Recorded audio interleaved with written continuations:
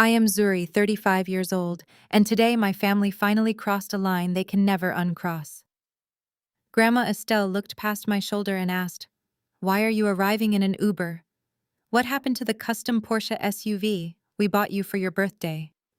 Before I could even open my mouth to explain the nightmare of my morning, my mother smiled her fake society smile and said her sister needed it more.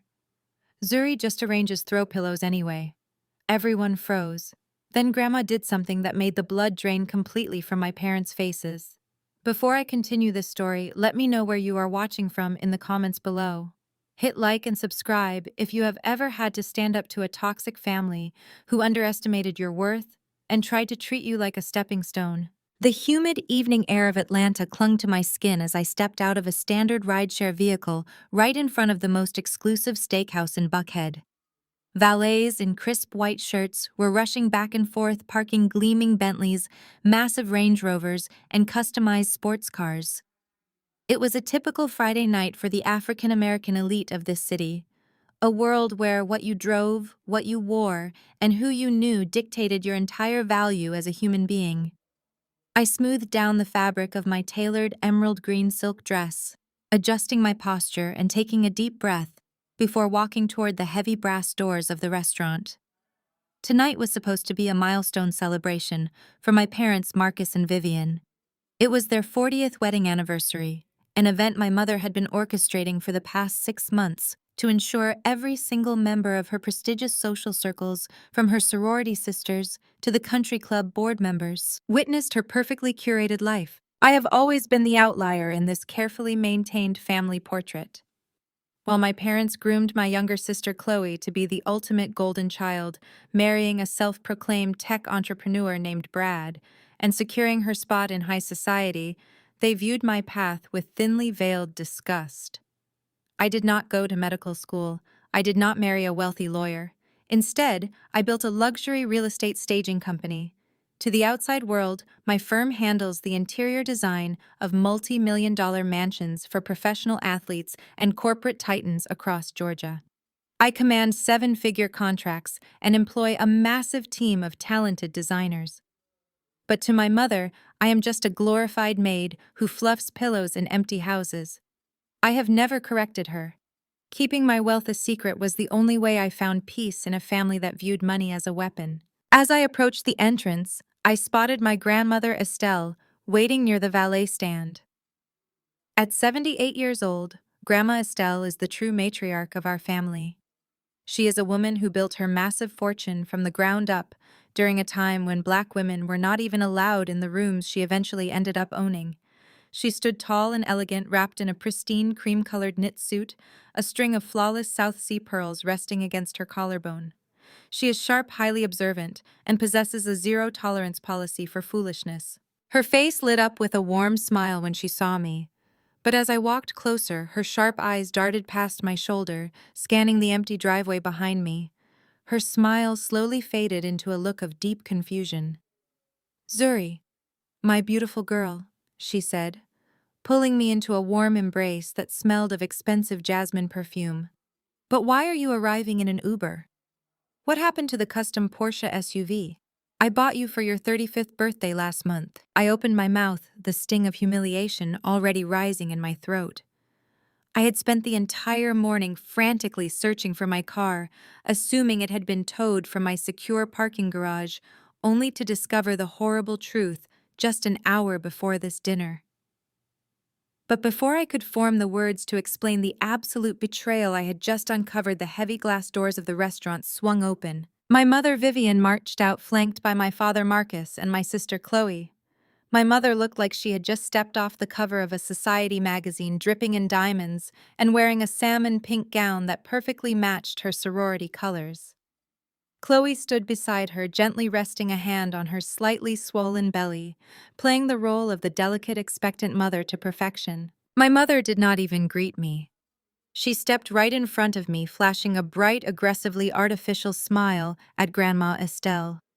"Oh, do not worry about the car, Mother Estelle," she said, her voice dripping with that syrupy southern charm she reserved for moments when she was trying to manipulate a situation. Chloe needed it more. We went ahead and transferred the vehicle to her name this morning. I stood completely paralyzed. The sheer audacity of her statement hung heavily in the warm air. Grandma Estelle blinked, her posture stiffening.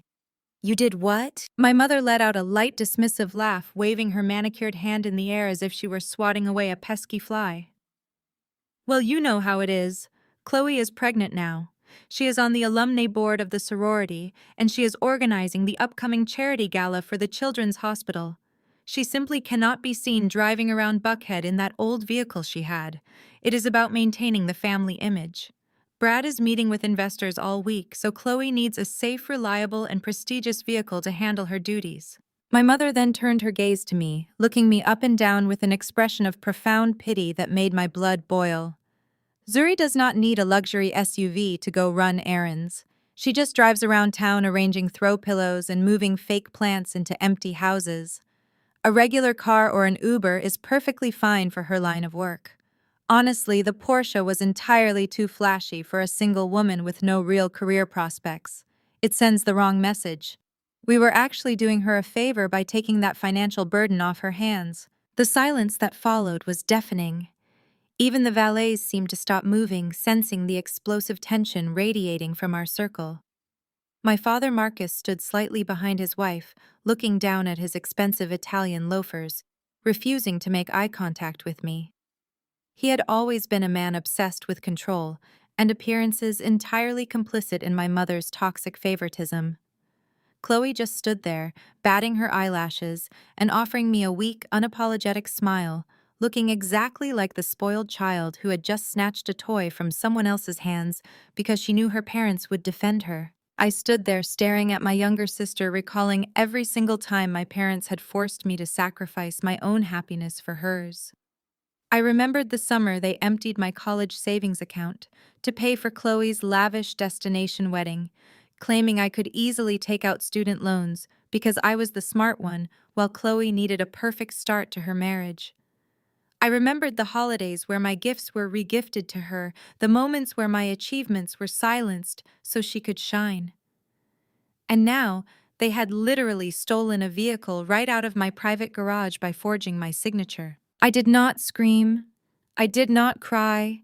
I did not give my mother the satisfaction of seeing me break down in public, which is exactly what she wanted.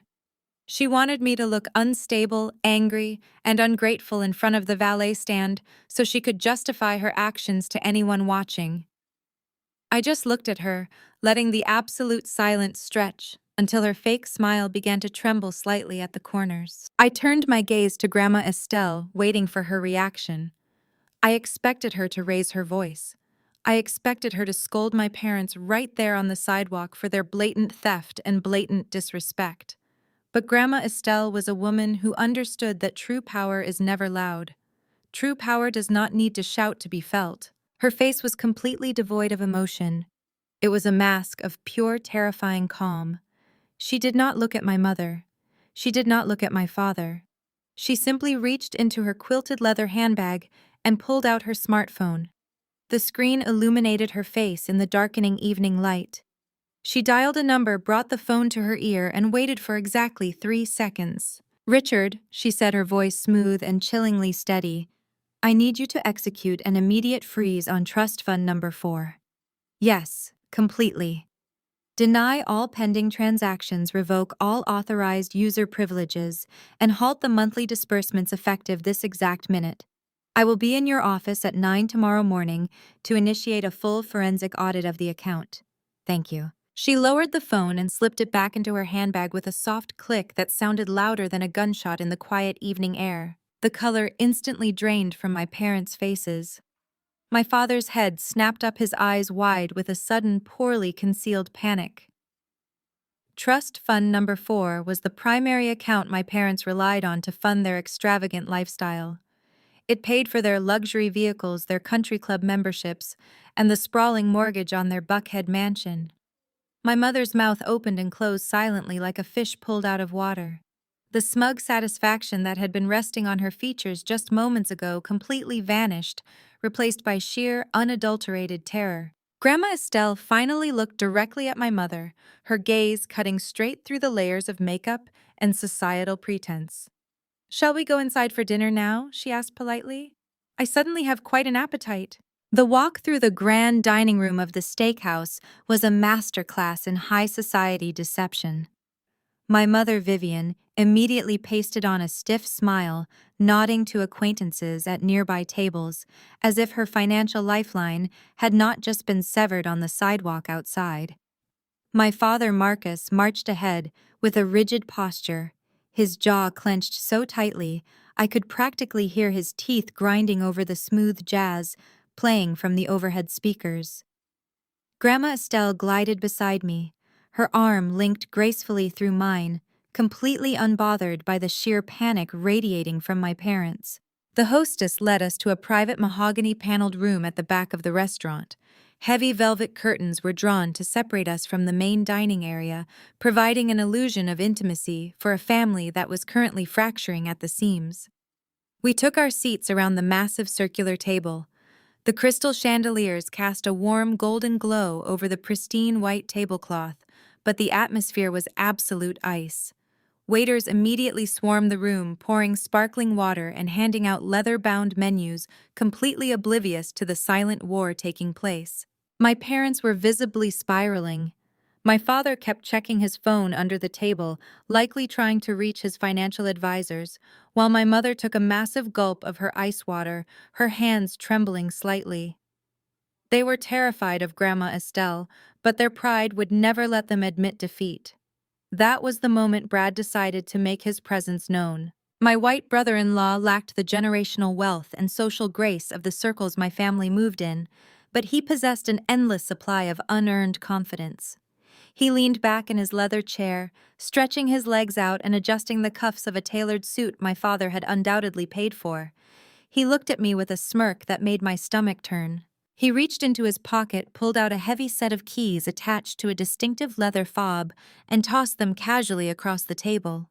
The keys slid across the smooth white linen and clattered aggressively against the base of my crystal water glass. "Thanks for the ride, sister-in-law," Brad said, his voice loud and dripping with obnoxious entitlement. "I really appreciate you letting us break in that new custom Porsche. The suspension is incredible, by the way. I have to warn you, though, the cream-colored leather interior is a little easy to ruin. I accidentally spilled my iced coffee on the passenger seat this morning on my way to a pitch meeting. But I am sure you do not mind, right? You can just have one of your cleaning people scrub it out.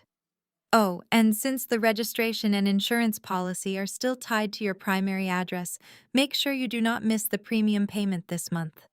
Chloe and I have a lot of expenses coming up with the baby, so we would hate for the coverage to lapse while she is driving it." The sheer audacity of his words hung in the air. He was entirely serious. He truly believed he was entitled to a luxury vehicle I had earned with my own blood, sweat, and tears, simply because he married my sister. He thought he could ruin my property and demand I continue paying for his privilege to use it. Chloe sat next to him, looking down at her menu as if the prices were the most fascinating thing in the world. My parents remained silent, implicitly supporting Brad's blatant disrespect by refusing to correct him. They expected me to lower my head.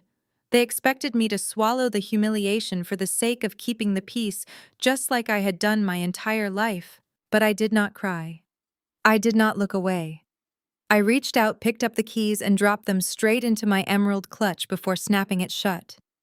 I stared directly into Brad's arrogant eyes, matching his tone with a deadly calm precision. "You spilling coffee on my custom leather and expecting me to clean up your mess is exactly how you operate, Brad. In fact, it is incredibly consistent with your entire relationship with this family." Brad's smirk faltered slightly. He shifted in his chair, trying to maintain his relaxed posture. "I am just saying it was an accident, Zuri. Do not make a big deal out of a little coffee." "I am not making a big deal out of coffee," I replied, leaning forward, resting my arms on the table. "I am just noticing a pattern. It is exactly like the time Mom forced me to sign over my entire college savings fund so Chloe could afford that massive destination wedding at the Ritz-Carlton with you. Do you remember that, Brad?" "I remember it perfectly." My mother gasped, her hand flying to her chest. "Zuri, keep your voice down. We do not discuss private financial matters in public spaces." I ignored her entirely, keeping my focus locked on Brad, who was now looking decidedly less confident. You needed a lavish wedding to impress your fake startup investors? I continued my words, slicing through the heavy silence of the room. Mom and Dad told me that family requires sacrifice. They told me I was smart enough to figure out student loans, while Chloe needed the right aesthetic start to her marriage to a brilliant entrepreneur. So I gave up $75,000 of my own future. I worked 3 jobs and took night classes while you two sipped champagne on a beach in Maldives on my dime. And now you expect me to subsidize your daily commute. Chloe finally looked up, her lower lip trembling as she immediately deployed her favorite weapon. Zuri, why are you doing this to me? Why are you attacking my husband on Mom and Dad's anniversary? I am pregnant. I cannot handle this kind of hostile energy. You have always been so jealous of me and Brad. We just needed a safe car for your future niece or nephew, and you are turning it into an interrogation. She reached for a linen napkin, dabbing at dry eyes. My mother immediately reached across the table to pat Chloe's hand, glaring at me with raw hatred. See what you have done. You are upsetting your sister. You have absolutely no class, Zuri. Bringing up ancient history just to ruin our evening. We paid you back for that college money by allowing you to live in our basement for a year after graduation. You owe us. I let out a harsh, humorless laugh. Living in a damp, unfinished basement while paying you rent does not equate to $75,000, Mom. And the only thing I am jealous of is the absolute delusion you all live in. The sound of a heavy fist slamming against the solid mahogany table echoed through the private room, rattling the silverware and silencing my mother's defense. My father Marcus was no longer looking at his shoes. His face was a dark, stormy mask of fury. The veins in his neck were visibly pulsing against his stiff white collar. He hated losing control, and right now the control he had wielded over me for 35 years was slipping rapidly through his fingers. That is enough, he commanded, his baritone voice echoing off the paneled walls. I will not sit here and listen to you disrespect your mother, your sister, and your brother-in-law. This family has maintained a pristine reputation in Atlanta for decades, and I will not let your bitter, selfish attitude destroy it. He reached down beside his chair and pulled up a sleek leather briefcase. The metallic snap of the latch's opening sounded like a gavel dropping in a courtroom. He reached inside and pulled out a crisp white legal document, smoothing it out flat on the table right next to my dinner plate. He then retrieved a gold-plated fountain pen and placed it deliberately on top of the paper. I looked down. It was a vehicle title transfer document, completely filled out with my vehicle's identification number, my personal details, and Chloe's name listed as the new registered owner. The entire table held its collective breath. Brad leaned back again, a victorious smirk slowly returning to his face. He clearly believed that the threat of being disinherited was the ultimate trump card. In their world, money was the only language that mattered. They used inheritance as a leash to keep everyone obedient and compliant. Chloe watched me with wide, expectant eyes, waiting for me to pick up the gold pen and surrender, just like I had surrendered my bedroom when she wanted a larger closet, just like I had surrendered my college fund for her wedding. My mother crossed her arms over her chest, looking incredibly satisfied. Marcus is right, Zuri, she added, her voice laced with poison.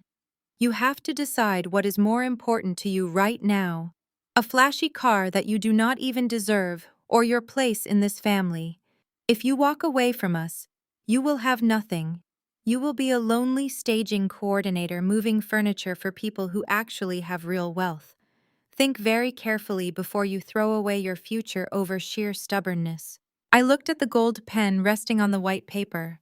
I thought about the millions of dollars currently sitting in my own diversified business accounts. I thought about the commercial properties I owned outright, the massive staging warehouses, the payroll I managed every 2 weeks for 40 employees. They genuinely believed I needed their money. They genuinely believed that the threat of losing a fraction of a mismanaged family trust would force me to my knees. Grandma Estelle sat quietly to my right, slowly sipping her sparkling water. She did not say a word. She did not intervene. She was simply watching the spectacle unfold, her sharp eyes tracking my every movement, waiting to see if I had the backbone to stand up to the tyrants she had unfortunately raised. The air conditioning kicked on, blowing a cool breeze across the back of my neck, but the heat of my anger kept me burning from the inside out. I slowly reached my hand out toward the document. I saw Brad nudge Chloe under the table, a silent celebration of their victory. I saw my father's shoulders relax slightly, assuming he had successfully bullied me into submission once again. But I did not pick up the pen. I placed my index finger on the edge of the transfer paper and slowly slid it back across the smooth white tablecloth, pushing it directly until it hit my father's water glass. My father, Marcus, slammed his hand violently onto the table, making the heavy silverware jump. He pulled the property transfer document back toward me, pointing a trembling finger at the signature line. "You will sign this car over to Chloe to legitimize this transfer and save our family face right now," he demanded, his voice echoing off the walls. "You will do it, or I swear to you, Zuri, I will write you out of my will tonight and you will be left with absolutely nothing." I picked up the thick, expensive property transfer paper that my father had just slammed down onto the table. I held it between my fingers, feeling the heavy grain of the cardstock. Everyone in the room stopped breathing. My father, Marcus, leaned forward, expecting me to reach for the gold-plated fountain pen. He expected me to sign away the luxury vehicle I rightfully owned, just to keep the peace and protect my place in a will that had always been dangled over my head like a dog treat. Instead, I gripped the top edge of the document and ripped it straight down the middle. The sound of tearing paper was incredibly loud in the dead silence of the private dining room. I placed the two torn halves together and ripped them again, letting the four pieces fall like useless confetti onto my empty dinner plate. My father stared at the torn paper, his mouth slightly open in complete shock. The dark, angry red color creeping up his neck told me he was entirely unprepared for this level of defiance. "Do you honestly think I care about your will?" I asked, my voice dangerously calm and steady. "You are threatening to cut me out of money you do not even have, Dad. You are threatening me with an inheritance that is nothing more than smoke and mirrors. Do not think I have been completely blind to what is happening behind the scenes. I know exactly why you need me to sign this car over to Chloe officially tonight." My father took a step back, his eyes darting nervously toward Grandma Estelle before locking back onto me. "I have no idea what you are talking about," he snapped, but his voice had lost its booming authority. I stood up slowly, resting my hands on the mahogany table. "I am talking about the insurance policy on that Porsche," I said. "You did not just take the car, Dad. You forged my signature. You took out a premium commercial liability policy listing Brad as the primary beneficiary in the event of a total loss. You are deeply in debt.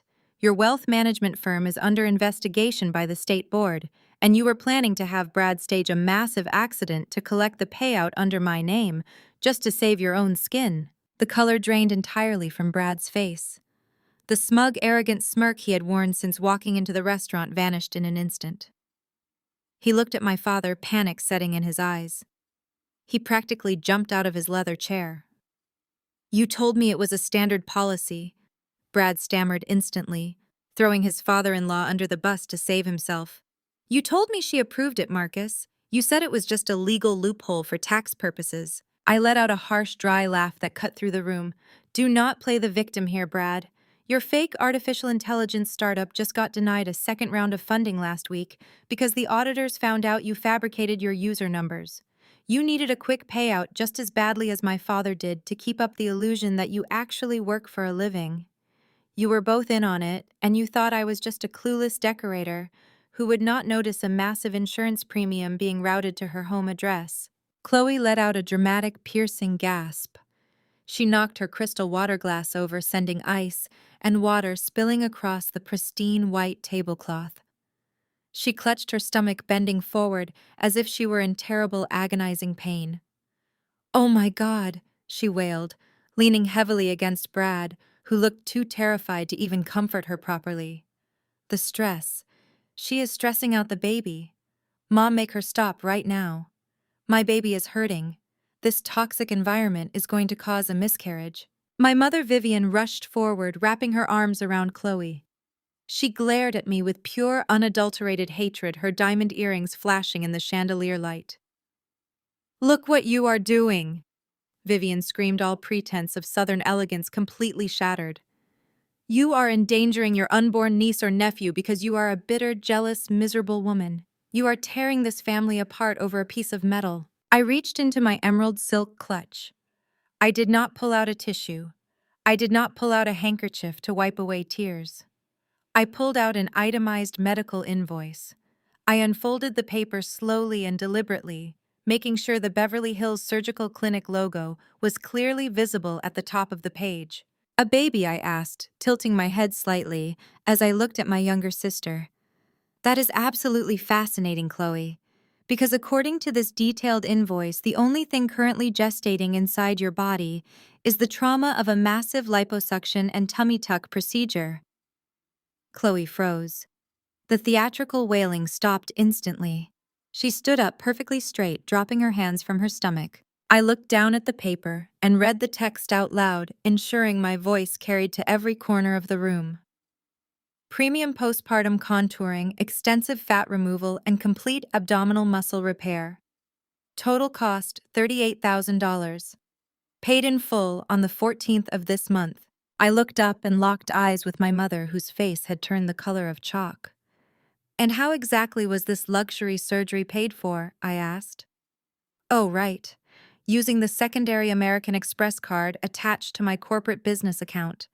The exact same emergency card Mom swore was only to be used for extreme life or death, family emergencies. My mother let go of Chloe, staring at the medical invoice in my hand, as if it were a venomous snake. Chloe's face contorted with panic and rage. You went through my private mail! Chloe shrieked, her fake pregnancy pain entirely forgotten. That is illegal, Zuri. You cannot read my medical records. It is my credit card statement, you absolute fool, I fired back, refusing to back down. The billing statements come directly to my office. You spent $38,000 of my hard-earned money to suck the fat out of your stomach. You padded your expensive designer dress with a silicone belly just to secure sympathy money from Grandma Estelle tonight. And then you had the absolute nerve to steal my luxury vehicle because you needed something big and safe for a baby that does not even exist. The silence that hit the room was suffocating. Grandma Estelle sat perfectly still, watching my mother and sister unravel with a look of cold, calculating disappointment. My mother lunged forward. She closed the distance between us in 2 quick steps, and her hand cracked across my face in a sharp, stinging slap. The sound echoed off the wood-paneled walls like a firecracker. The physical impact jerked my head to the side, and a hot, burning sensation bloomed across my left cheek. You disrespectful, ungrateful wretch! My mother screamed, her chest heaving as she pointed a shaking finger at the door. How dare you speak to your sister that way? How dare you humiliate us in public? Get out of my sight. You are not welcome at this anniversary dinner. You are not welcome in our home ever again.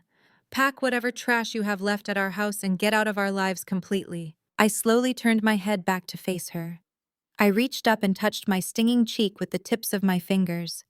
And then a genuine, radiant smile broke across my face. It was the smile of a woman who had finally been set free from a lifetime of emotional captivity. The slap did not break me. It broke the very last chain they held over my life. I will gladly leave, I said softly, picking up my clutch from the table. But before you walk out into that main dining room to order your expensive steaks and drink champagne to celebrate your beautiful fake family, you might want to log into your banking application, Mom. My mother paused, her hands still raised in the air. Her eyes narrowed suspiciously. What did you do? I did exactly what you asked me to do earlier, I said, mimicking her syrupy sweet tone perfectly. I took the financial burden off my hands. I called American Express on the Uber ride over here tonight. I reported the $38,000 surgical charge as direct fraud and initiated a full chargeback. And while I had the fraud department on the line, I went ahead and permanently canceled every single secondary card tied to my name. My father collapsed back into his leather chair, a look of pure defeat washing over his face. Your luxury shopping card, Mom. I continued, checking them off on my fingers. Chloe's endless emergency card and Dad's international travel account. They are all completely dead, burned to the ground. I turned around my silk dress, catching the light as I faced the heavy mahogany doors. Have a wonderful anniversary dinner. I sincerely hope Grandma Estelle is paying because right now, none of you have a single working credit card to your name. The morning sun spilled across the polished concrete floors of my corporate headquarters in Midtown Atlanta, illuminating a space that represented everything my family refused to acknowledge. If there were a camera documenting my life right now, it would execute a slow, deliberate dolly-in shot, creeping closer and closer to my face as the adrenaline of last night's restaurant confrontation faded, leaving behind a cold, calculating clarity. I was sitting at the head of a massive glass conference table, suspended above a 50,000 square foot climate-controlled warehouse. Through the floor-to-ceiling windows of my office, I could look down and see my logistics team loading a fleet of branded box trucks. They were preparing to install custom imported Italian furniture and curated art pieces into an $8 million estate in Sandy Springs. This was my reality. My staging firm did not just arrange throw pillows for open houses. We executed multi-million-dollar transformations for developers, professional athletes, and international investors. My company evaluated market demographics, sourced bespoke furnishings from Europe, and increased property closing values by millions. I had built a highly lucrative empire entirely from scratch without a single dime of Sterling family money. I employed 40 full-time staff members, including interior architects, project managers, and a ruthless financial team. Sitting across from me was David, my chief financial officer. He was reviewing our quarterly revenue projections, tapping his silver pen against a leather folio. We were up 22% from the previous quarter, on track to clear 8 figures in annual gross revenue. I was half listening to his breakdown of our new vendor contracts, my mind still lingering on the look of absolute terror on my mother's face when I canceled her credit cards. I had assumed the worst was over. I had assumed that cutting off their immediate cash flow and walking away from that disastrous anniversary dinner was the final closing chapter of my family trauma. I was wrong. The nightmare had not even fully begun. My private desk phone rang, cutting through the quiet hum of the air conditioning. It was a direct line, very few people had the number. I glanced at the caller ID and frowned. It was the Corporate Fraud and Risk Management Division of First Heritage Bank, the institution that handled my primary business operating accounts. A sudden chill washed over me. I pressed the speaker button. "Zuri Sterling speaking," I said, leaning forward in my ergonomic chair. David stopped tapping his pen and looked up instantly, sensing the shift in the room's energy. "Miss Sterling, this is Robert Hayes, Senior Risk Analyst with First Heritage Corporate Banking." The voice on the other end was tight, rigid, and entirely stripped of the usual pleasantries reserved for high-net-worth clients. "I am calling regarding the commercial bridge loan originated under your primary holding company. We have issued 2 automated warnings regarding the delinquency, but as of this morning, the account is officially 90 days past due. We are moving to initiate asset seizure protocols if the default is not cured by close of business today." I froze. The ambient noise of the warehouse below seemed to completely drop away. David immediately opened his laptop, his fingers flying across the keyboard as he accessed our banking portals. "Mr. Hayes, there must be a catastrophic error in your system," I said, keeping my voice perfectly level despite the sudden violent pounding of my heart. "My firm holds zero debt. We operate strictly on cash reserves and liquid capital. I have never authorized a commercial bridge loan." "There is no error, Miss Sterling," Robert replied, the sound of keystrokes echoing over the speakerphone. "I am looking at the origination file right now. A $500,000 commercial line of credit was drawn against your corporate assets exactly 96 days ago. The funds were fully dispersed within 24 hours of approval. The outstanding balance, including penalty fees and compounding interest, is currently $542,000. $500,000, $500,000. David spun his laptop around to face me. His screen showed a hidden sub-account buried deep within our corporate structure, an account neither of us had opened. The ledger showed a massive influx of cash that was immediately wired out in 3 separate untraceable tranches. "I need you to trace those outbound wire transfers right this second." I demanded, my voice dropping to a dangerous whisper. Where did that $500,000 go? There was a tense silence on the phone. I could hear Robert breathing heavily. Miss Sterling, I cannot disclose the routing destination of dispersed funds over the phone without a court order. You will disclose it right now, or my legal team will be inside your lobby in exactly 15 minutes with a federal lawsuit for gross negligence and institutional fraud, I snapped, slamming my hand down on the glass table. I am the sole owner of this corporation. Trace the wire. I heard a heavy sigh followed by more frantic typing. The funds were routed through a blind LLC holding company. Robert finally conceded, his voice shaking slightly. But the ultimate destination account for all three transfers was a corporate entity registered as Sterling Wealth Management Group. My lungs contracted. The air was completely sucked out of the room. Sterling Wealth Management Group, my father's firm. The pieces of the puzzle collided in my mind with terrifying speed. The desperate threats at the restaurant last night, the sudden need to steal my Porsche and commit insurance fraud. My father was not just struggling with a few bad investments, he was facing total financial ruin. His firm was collapsing under the weight of his incompetence and greed. He needed a massive injection of liquid cash to cover his tracks and avoid federal prosecution, so he stole it from the one person he thought he could outsmart. He stole it from the daughter he viewed as nothing more than an obedient stepping stone. But the mechanics of the theft did not make sense. I built this company with paranoid levels of security. My corporate accounts required dual biometric authentication and physical signatures for any credit origination. My father could not just walk into a bank branch and take out a $500,000 loan in my company's name simply because we shared a last name. Someone on the inside had to have bypassed the security protocols. Someone with high-level executive clearance had to have manually overridden the system to approve a fraudulent loan of that magnitude. Mr. Hayes, I said, my voice dropping to an icy, terrifying calm. I want you to look at the approval signature on that origination file.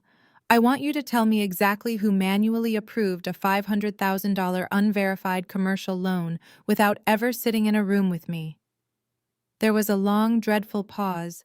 I could hear the paper rustling over the speakerphone. The loan was not processed through standard digital underwriting, Miss Sterling, Robert said, his voice barely above a whisper.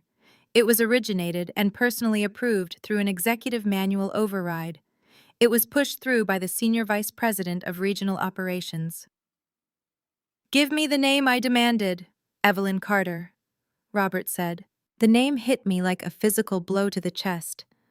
Aunt Evelyn, my mother's college roommate, her line sister from their beloved sorority, the woman who had attended every single family barbecue, every holiday dinner, and every country club gala my parents ever hosted. She was my mother's absolute best friend in the world, and she was the Senior Vice President of Regional Operations at First Heritage Bank. My mother, Vivian, had not just stood by while my father drained my college fund years ago. She had actively conspired with her best friend to commit federal bank fraud, to save her husband's failing business and protect her lavish lifestyle. They had used my social security number, my corporate tax identification, and my impeccable credit history to secure $500,000, assuming I was too stupid or too distracted by throw pillows to ever notice the discrepancy. I looked at David, who was staring at me with wide, terrified eyes. He knew exactly what this meant. This was not just a family dispute anymore. This was a coordinated, multi-layered criminal conspiracy designed to leave me holding the bag for my parents' spectacular failures. They had intended to let the loan default, completely ruining my business and my reputation, while they safely hid behind the walls of their Buckhead mansion. I did not panic. I did not cry. A cold, ruthless energy settled into my bones, replacing every ounce of familial loyalty I had ever possessed. Mr. Hayes, I said, leaning back in my chair and staring out at the beautiful Atlanta skyline. Do not freeze the account. Leave it exactly as it is. I am calling my federal litigation attorney right now, and we are going to let Evelyn Carter and my father explain this $500,000 fraud to the FBI. I bypassed the mahogany reception desk at First Heritage Bank, entirely ignoring the protests of the terrified administrative assistant. The heavy glass door to the senior vice president's suite was locked, but I did not stop walking. I knocked hard twice before pushing my way inside. Evelyn Carter was sitting behind her pristine marble desk, holding a bone china teacup. She was dressed in her signature tailored Chanel suit, her pearls resting perfectly against her collarbone, the picture of buckhead banking elegance. She looked up, and her carefully practiced smile instantly froze. "Zuri, sweetheart." She began, her voice dropping an octave as she quickly set her teacup down. "What a surprise. You should have had your assistant call ahead. I would have cleared my schedule for my favorite niece." I did not sit down. I walked directly to her desk and dropped the printed ledger from my finance team onto her keyboard. "Do not call me Sweetheart Evelyn. And do not pretend you do not know exactly why I am standing in your office. I want to know how long it took you to manually override the biometric security protocols on my corporate account. Was it a 5-minute job, or did it take you all afternoon to commit federal wire fraud?" Evelyn swallowed hard. The color drained from her perfectly contoured face. She glanced nervously at the frosted glass walls of her office, making sure the blinds were drawn. "Zuri, you need to lower your voice. This is a misunderstanding. Your father came to me in absolute desperation. He just needed a temporary bridge loan to cover some liquidity issues at his firm. He swore he would pay it back before the first quarter statement was even generated. He forged my signature. I stated my voice perfectly level but sharp as a razor, and you knowingly approved it. You bypassed the underwriting department because you knew they would flag it immediately. You leveraged your position at this bank to steal $500,000 from my staging company to bail out your sorority sister's husband." "That is not a misunderstanding, Evelyn. That is a Class B felony carrying a 20-year federal prison sentence." Before Evelyn could form another pathetic excuse, the heavy glass door swung open again. My mother Vivian marched into the office. She was wearing a breathless expression and carrying a Hermes Birkin bag like a shield.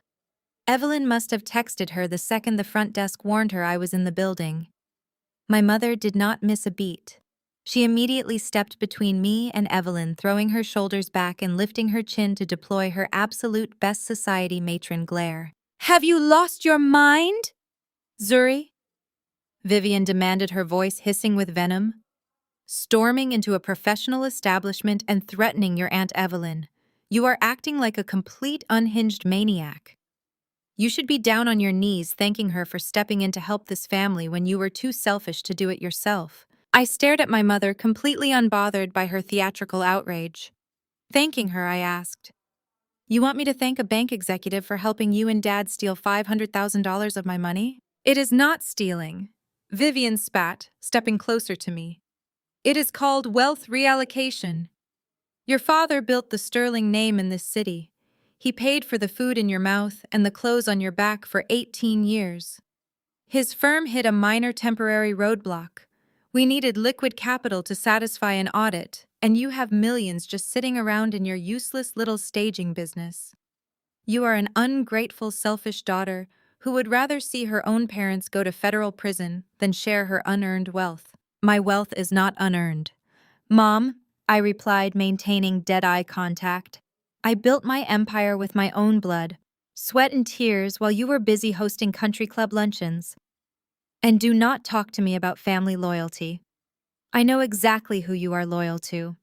You are perfectly willing to rob your black daughter blind to finance the lavish lifestyle of your fake white startup entrepreneur son-in-law." Vivian gasped, pressing a hand to her chest.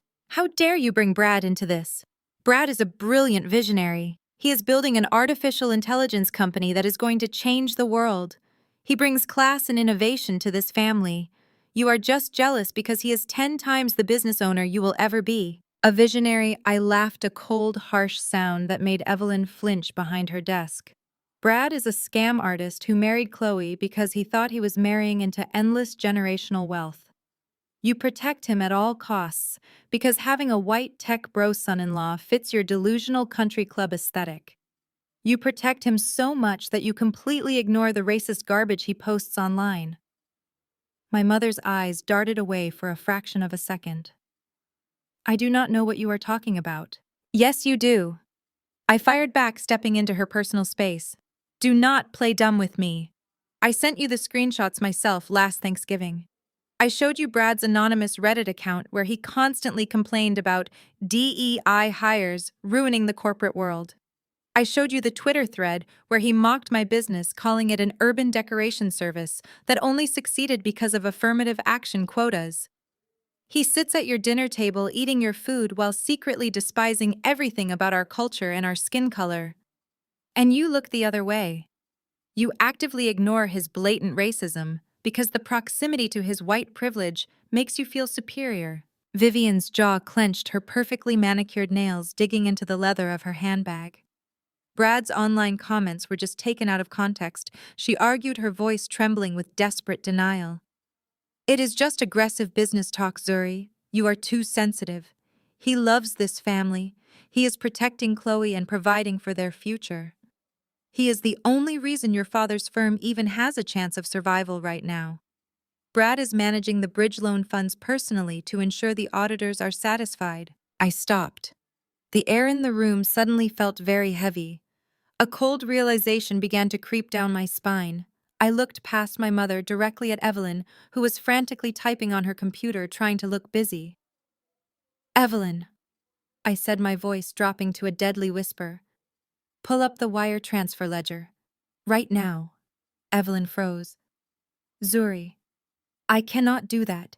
The funds have already cleared. Pull up the Swift network clearance terminal. Evelyn, I commanded, slamming my palm against the marble desk. You approved the wire. You have the administrative clearance to trace the final destination hop. Show me exactly where that $500,000 landed after it left the Blind LLC holding company. Do it, or I am calling the FBI from this very office. Evelyn's hands shook violently as she clicked her mouse. She navigated through the bank's secure mainframe, accessing the global wire clearing system.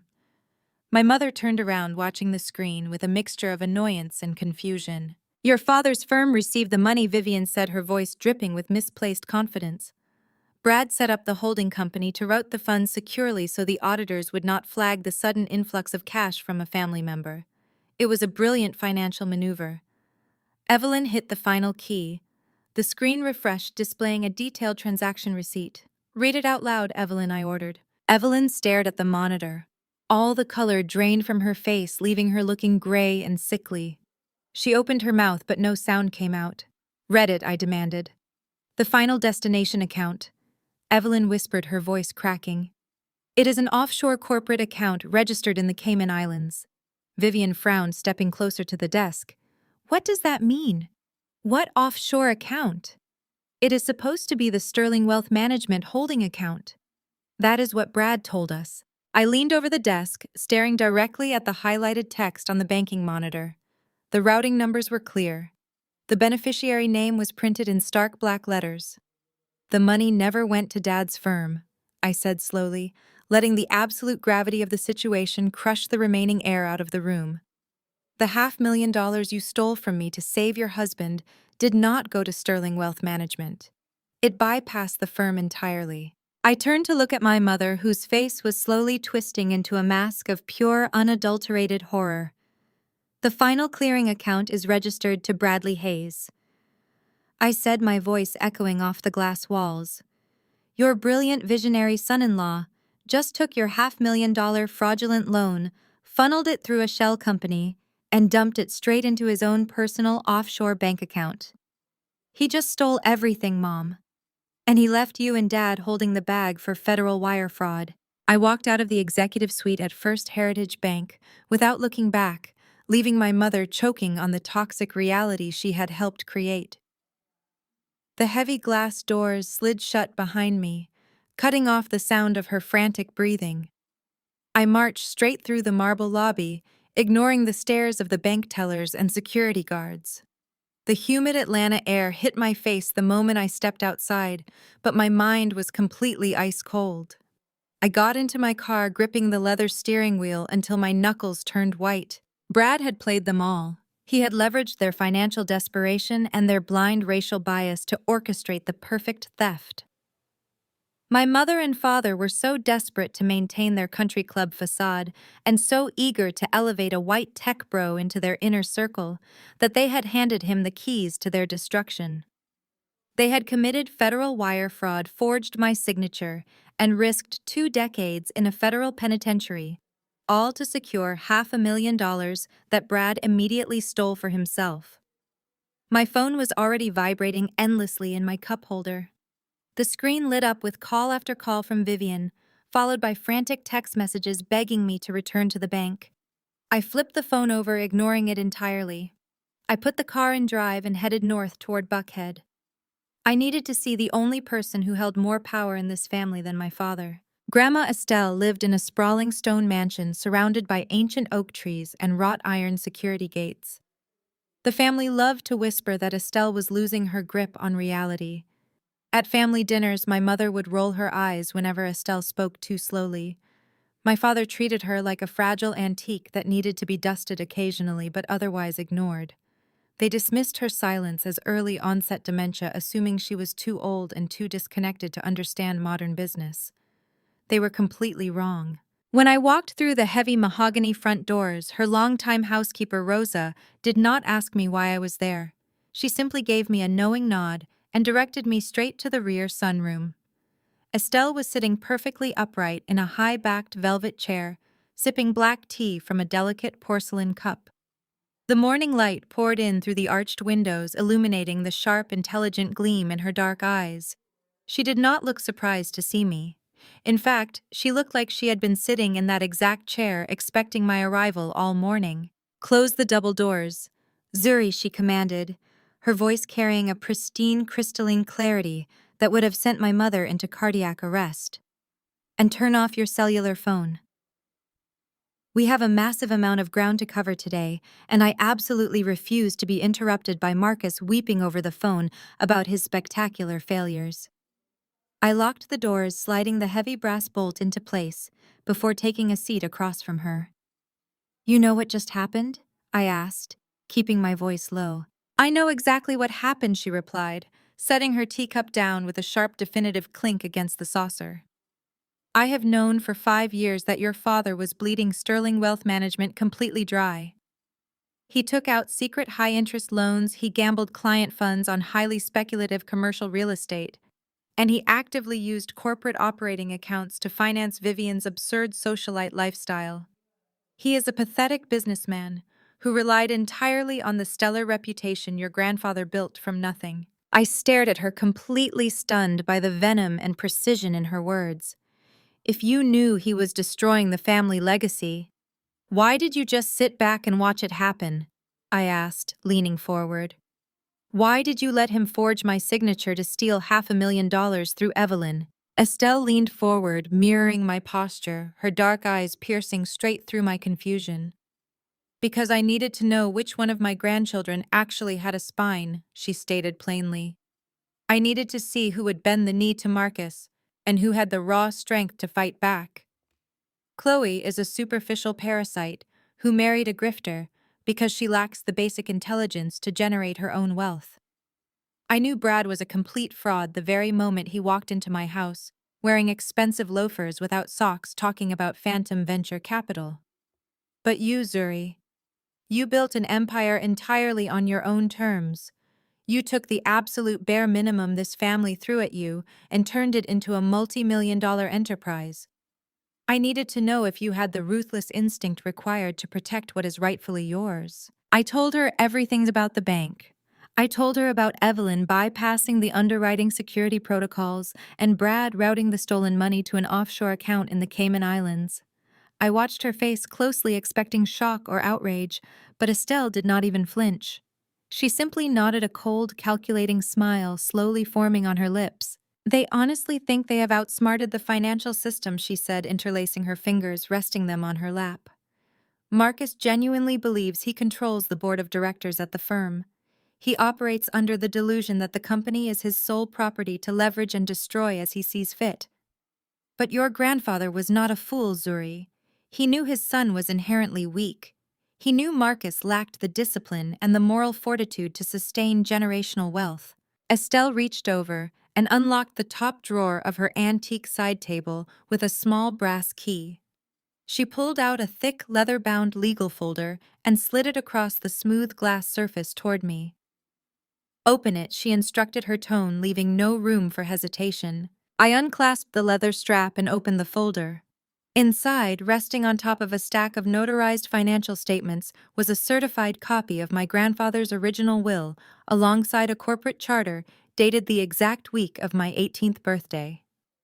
I scanned the heavy legal jargon, my eyes widening as the reality of the meticulously drafted document began to set in. "Your father does not own Sterling Wealth Management outright," Estelle stated, her voice ringing with absolute, indisputable authority. "He is only the acting managing director. When you turned 18, your grandfather legally vested you as a 50% silent co-owner of the entire firm. Your signature is explicitly required to liquidate any corporate assets. Your physical approval is mandatory for any major board action or restructuring. Marcus has been operating illegally for over a decade. Every single dollar he squandered, every fraudulent loan he took out to cover his tracks, was a direct theft from your personal equity." The room spun slightly as the sheer magnitude of her words hit me. I was not just a successful staging coordinator who had been randomly targeted for a quick bank scam. I was the literal co-owner of the family empire. My father had not just committed bank fraud with his wife's best friend. He had actively embezzled millions of dollars from his own daughter for years. He had looked me in the eye at dinner last night and threatened to cut me out of a will for a company I already owned half of. The physical space in the room seemed to shrink, pulling my visual focus entirely to the space immediately between us. Estelle reached into the pocket of her tailored cashmere cardigan. The air felt electric, completely charged with the weight of decades of hidden family secrets finally coming to light. She held out her hand, opening her palm to reveal a small, sleek silver USB drive. "I hired a private forensic accounting firm out of New York 6 months ago," Estelle said, her eyes narrowing into a dangerous, predatory squint. "Here are all of Brad's dirty money transfer receipts, along with every single illegal transaction your father has made since your grandfather died." She dropped the silver drive onto the glass table. It landed with a heavy metallic thud right on top of the corporate charter. "It is time to take out the trash, granddaughter." I slipped the silver USB drive into my pocket, the cold metal feeling like the ultimate weapon. My grandmother did not offer me a hug goodbye. She simply nodded, a silent contract forged between us. By the time I navigated Atlanta traffic and returned to my headquarters, the midday sun was casting sharp geometric shadows across the glass walls of my office. My assistant Maya buzzed my intercom before I even had time to review the files on the drive. "Zuri, your sister and her husband are in the lobby. I told them you were unavailable, but they are refusing to leave and threatening to call security on us." "Let them up, Maya," I said, a slow smile creeping across my face. "I will handle this." I stood by the floor-to-ceiling window, looking down at the warehouse floor. A few moments later, the heavy glass doors to my executive suite swung open. Chloe marched in first, her designer heels clicking aggressively against the polished concrete. Brad followed close behind, his hands shoved into the pockets of his tailored slacks, attempting to project an air of bored indifference. That indifference completely evaporated the second they took in the scale of my operation. Chloe stopped dead in her tracks. Her eyes darted from the massive suspended glass conference room to the 50,000 square foot warehouse below, where dozens of employees were operating forklifts and loading custom Italian sectionals into branded freight trucks. She had spent her entire life believing I was a glorified maid who fluffed pillows for a living. The sheer magnitude of my multi-million-dollar empire hit her like a physical blow. Her perfectly contoured face twisted into a knot of ugly, raw jealousy. "So this is where you hide while the rest of the family suffers?" Chloe sneered, crossing her arms tightly over her chest. "Nice little setup you have here, Zuri. Who is actually funding it? Because there is no way you afford this overhead moving sofas around." I leaned against the edge of my glass desk, crossing my ankles. "I own the building outright, Chloe. The logistics fleet, the inventory, the payroll. It is all mine. What exactly do you want? I have international vendors waiting for my approval on a shipment from Milan, and you are wasting my oxygen. Brad stepped forward, placing a hand on Chloe's shoulder, assuming the role of the rational patriarch. He looked around my office, his eyes landing on the custom architectural blueprints spread across my drafting table. Let us cut the attitude, Zuri, Brad said, offering a patronizing, tight-lipped smile. We are not here to fight. We are here to talk business. Your little stunt last night with the credit cards was incredibly short-sighted. You embarrassed your parents and you put my company in a very precarious position. First Heritage Bank froze my accounts this morning pending a fraud review because you overreacted. I raised an eyebrow, feigning mild curiosity. You mean the $500,000 you stole from me to deposit into your offshore Cayman Islands account? That money. It was a bridge loan, Brad countered smoothly, not missing a beat. He was a sociopath completely detached from his own criminal behavior. A temporary reallocation of resources. Your father authorized it. But since you decided to be hysterical and freeze the capital, Chloe and I are offering you a compromise. Chloe stepped forward, regaining her false bravado. We need $250,000 wired to Brad's startup by the end of the day. You are going to write it off as a corporate sponsorship or a venture capital investment, whatever your accountant needs to call it. Family helps family, Zuri. You owe us for the stress you caused last night. I barely slept. My anxiety is through the roof. I let out a low, humorless laugh. You want me to sponsor a fake artificial intelligence company that fabricates its user metrics? You broke into my office to demand $250,000 after you got caught stealing double that amount. It is not a fake company, Brad snapped, his voice dropping into a harsh, condescending register. The mask was slipping. The polite tech entrepreneur was fading, revealing the arrogant, entitled bigot underneath. You would not understand the tech sector, Zuri. You decorate houses. I am building software that disrupts entire industries. I have actual vision. He took another step toward me, looking me up and down with utter disdain. Look around you. Why does a single solitary woman need all of this capital anyway? You have no husband, you have no children, you have zero legacy. You are hoarding wealth for absolutely no reason.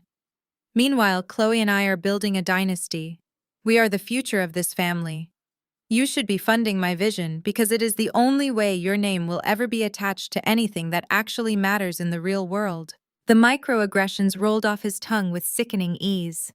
The implication that my wealth was wasted simply because I was a black woman without a man to validate my existence. The sheer audacity to stand inside an empire I built with my own hands and tell me my legacy meant nothing. I did not raise my voice. I did not react to the insult.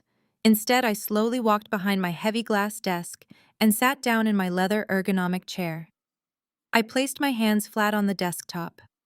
Beneath the thick glass hidden perfectly out of sight within the customized metal framing was a discreet physical recording device I had installed years ago for security purposes during high-stakes vendor negotiations. I casually traced my index finger along the metal rim. With a silent, imperceptible motion, I clicked the record button. A tiny, invisible red light blinked to life. A dynasty, Brad? I asked, keeping my tone inquisitive, almost admiring. That is a very big word. You consider your startup a dynasty. Because from what my financial team pulled, your software does not actually exist. Your back-end coding was outsourced to a cheap freelance firm in Eastern Europe, and your physical product is just a wireframe. You have zero active enterprise clients. How exactly are you building a legacy with a hollow shell? Brad puffed out his chest. His fragile ego simply could not resist the bait. He needed to prove he was the smartest person in the room. He needed to prove that my success was a fluke, and his failure was just part of a grander, brilliant strategy. You really think business is about the product? Brad scoffed, laughing as if I were a naive child. He leaned over my desk, planting his palms on the glass, bringing his face closer to mine. God, you are so incredibly small-minded, Zuri. The product does not matter. The pitch matters. The branding matters. Chloe nodded enthusiastically beside him, completely oblivious to the fact that her husband was confessing to systemic fraud. Brad is a genius, she chimed in. His investors love him. What investors? I challenged, staring directly into Brad's pale blue eyes. You mean my parents. You mean Marcus and Vivian. Brad let out a sharp, genuine laugh. It was a cruel, ugly sound. Your parents are exactly the kind of marks my business model relies on, he said, the racism and superiority dripping from every single syllable. Marcus and Vivian are desperate. They are wealthy black people who are absolutely obsessed with showing off. They are terrified of losing their proximity to white circles. They need a guy like me. They need the young, brilliant white tech founder's son-in-law to parade around at their country club dinners. I sat perfectly still, letting the silence draw more out of him. I do not need a working software product. Brad continued, his voice echoing loudly in the spacious office, perfectly captured by the microphone hidden just inches from his hands. I just need a slick presentation and the right buzzwords. Your father was practically begging me to take his money. He wanted to feel like he was part of the elite tech boom. He handed me the keys to his firm's liquidity because he wanted the prestige of my skin color and my supposed connections attached to his failing brand. It was the easiest money I have ever taken. Chloe suddenly shifted, a brief flash of unease crossing her features. Brad, maybe we should lower our voices. Why? Brad asked, standing up straight and running a hand through his hair. Who is going to hear? Zuri. She is not going to do anything. She knows exactly how pathetic her parents are. They serve themselves up on a silver platter. He looked back at me, a victorious, malicious grin plastered across his face. So yes, Zuri, my company is a shell. It is a vehicle designed to extract capital from people who are too insecure to realize they are being played. I took your father's money. I took your money and I transferred it offshore where none of you will ever see a dime of it again. And the best part is, Marcus cannot even report me to the authorities because doing so would expose his own embezzlement. Brad adjusted the cuffs of his expensive suit, looking incredibly pleased with his own genius. Now you are going to wire me the $250,000 to unfreeze my operating accounts, or I will let Marcus take the fall for the entire $500,000 bank fraud. It is your choice. Family loyalty or watching your parents go to federal prison while I walk away clean? He stood there radiating unearned confidence and absolute arrogance. He truly believed he had outmaneuvered everyone. He believed he was the untouchable mastermind pulling the strings of a family he viewed as nothing more than easily manipulated cash cows. He had absolutely no idea that underneath the smooth glass surface of my desk, the red light of my dictaphone was still blinking steadily, capturing every single word of his damning career-ending confession. I sat perfectly still, allowing him to finish his grand, unhinged monologue. Brad straightened his tie, gave me one last look of absolute pity, and turned toward the door. Chloe followed him, casting a smug, triumphant glance over her shoulder, as if they had just won a war I did not even know we were fighting. The heavy glass doors swung shut behind them, sealing the quiet back into my office. I waited exactly 60 seconds. I watched through the window as they crossed the warehouse floor and exited the building. Only then did I reach under my desk and press the small metal button to stop the recording. I plugged the discrete device into my computer and extracted the audio file. I played it back immediately just to be sure. Brad's voice filled my office again, crystal clear and dripping with racist entitlement, as he detailed the exact mechanics of his offshore wire fraud. I saved the audio file to 3 separate encrypted cloud servers. Then I copied it onto the silver USB drive my grandmother Estelle had given me. The drive was now a digital bomb, holding both my father's decade-long embezzlement history and Brad's outright confession to federal crimes. I slipped the silver drive into my blazer pocket. A cold, profound calm washed over me. I was no longer a daughter seeking her parents' approval or a sister hoping for familial loyalty. I was an executioner mapping out the final blow. 3 days later, the mail arrived. My assistant Maya walked into my office holding a thick, oversized envelope made of heavy cream cardstock. It was sealed with gold wax pressed with the Sterling family crest. I broke the wax and pulled out the contents. The ornate gold foil lettering announced the upcoming Black Excellence Gala. It was the most prestigious charity event of the Atlanta social season, an annual gathering of wealthy philanthropists, politicians, and business moguls. And my mother, Vivian Sterling, was the reigning chairwoman. A small handwritten note card fell out of the envelope and fluttered onto my desk. It contained a VIP ticket and a table assignment. Table 42. Before I could even process the insult, my private line rang. The caller ID flashed my mother's name. I took a slow, deliberate breath and picked up the receiver. Zuri, I am calling because I am the bigger person, Vivian announced without a single word of greeting. Her voice was syrupy and laced with that familiar, exhausting condescension. I know you are still throwing your little tantrum over the business loan, but family is family. The gala is this Saturday, and I expect you to be there. I expect to be there, I repeated, keeping my voice completely devoid of emotion. Yes, Vivian snapped, annoyed that I was not immediately groveling. The local press will be heavily covering the event, and I need everyone to see that the Sterling family is completely united. I will not have my charity night ruined by whispers that my own daughter is estranged. You have your ticket. You will wear something tasteful, and you will sit exactly where you are assigned. I looked down at the handwritten card. Table 42 is practically in the service hallway, Mom. It is located behind the kitchen access doors. It is where you belong right now, Zuri, my mother replied, her tone hardening into absolute ice. You froze our banking assets and embarrassed Evelyn. You have caused an incredible amount of stress for this family. You should be grateful I am even allowing you in the building. Besides, the front tables are reserved for the Foundation's executive board and our top-tier donors. We need the space because we have a very special announcement to make. I leaned back in my chair, my eyes narrowing. What kind of announcement? Your father and I are officially naming Brad as the new vice president of the Sterling Family Foundation. Vivian declared, her voice swelling with immense pride. He has shown incredible leadership navigating this recent financial hurdle. He managed to secure our audits and protect our capital. He is a visionary, Zuri, and it is time the entire city recognizes his brilliance. We are giving him full control over the Foundation's charitable endowment. He is going to give a keynote speech about the future of minority wealth management.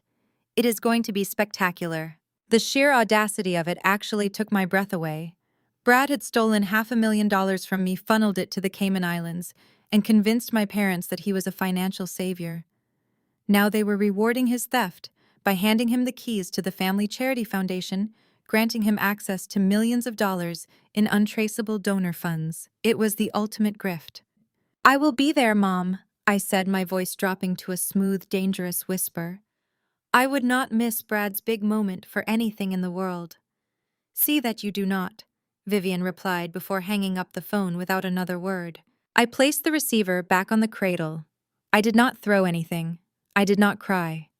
I picked up my phone and dialed David, my chief financial officer. I told him to cancel my afternoon meetings and to contact my lead litigator. Then I pulled the silver USB drive from my pocket.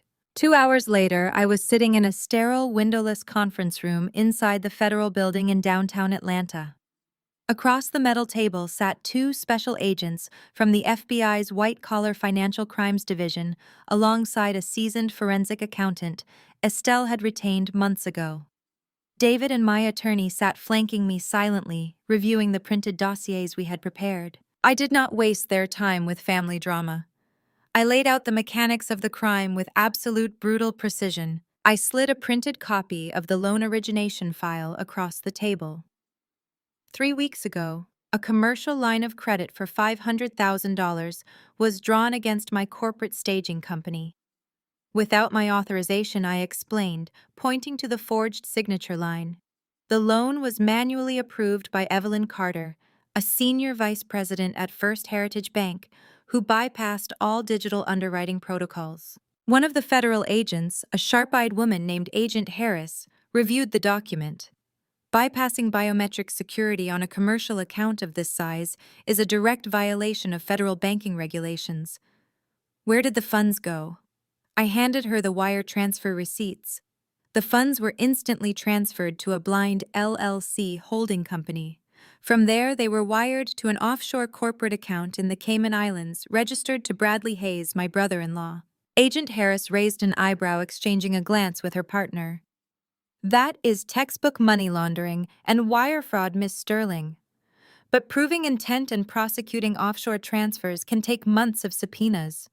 Your brother-in-law could claim this was a legitimate business transaction authorized by your father's firm. I reached into my bag and pulled out the heavy leather-bound folder Estelle had given me. I opened it and presented the original notarized corporate charter for Sterling Wealth Management. My father, Marcus Sterling, does not own the firm, I stated, watching the agent's eyes widen as they read the legal vesting documents. I am the 50% majority equity owner. My father has zero legal authority to leverage the firm's assets to secure external loans or authorize third-party transfers. He has been operating illegally for over a decade. The forensic accounting files on this drive will prove he has embezzled millions from my equity to fund his personal lifestyle. I placed the silver USB drive in the center of the metal table. But that is not all, I added, a cold satisfaction settling deep in my chest. If you need proof of intent regarding the $500,000 offshore transfer, you will find an audio file labeled Exhibit A on that drive. It is a crystal-clear recording of Bradley Hayes standing in my office explicitly confessing to the entire fraud. He admits to faking his startup, creating the shell company, exploiting my parents' financial desperation, and stealing the funds with zero intention of returning them. Agent Harris picked up the silver drive, her professional demeanor shifting into sharp, predatory focus. You have him on tape confessing to the wire fraud. Every single word, I confirmed. He also brags about how easy it was to manipulate my parents because of their racial insecurities. It is a very enlightening recording. The forensic accountant plugged the drive into his secured laptop. We spent the next 2 hours going through the digital ledgers, the hidden bank accounts, and the forged signatures. When they finally played the audio recording of Brad's arrogant rant, the room fell completely silent.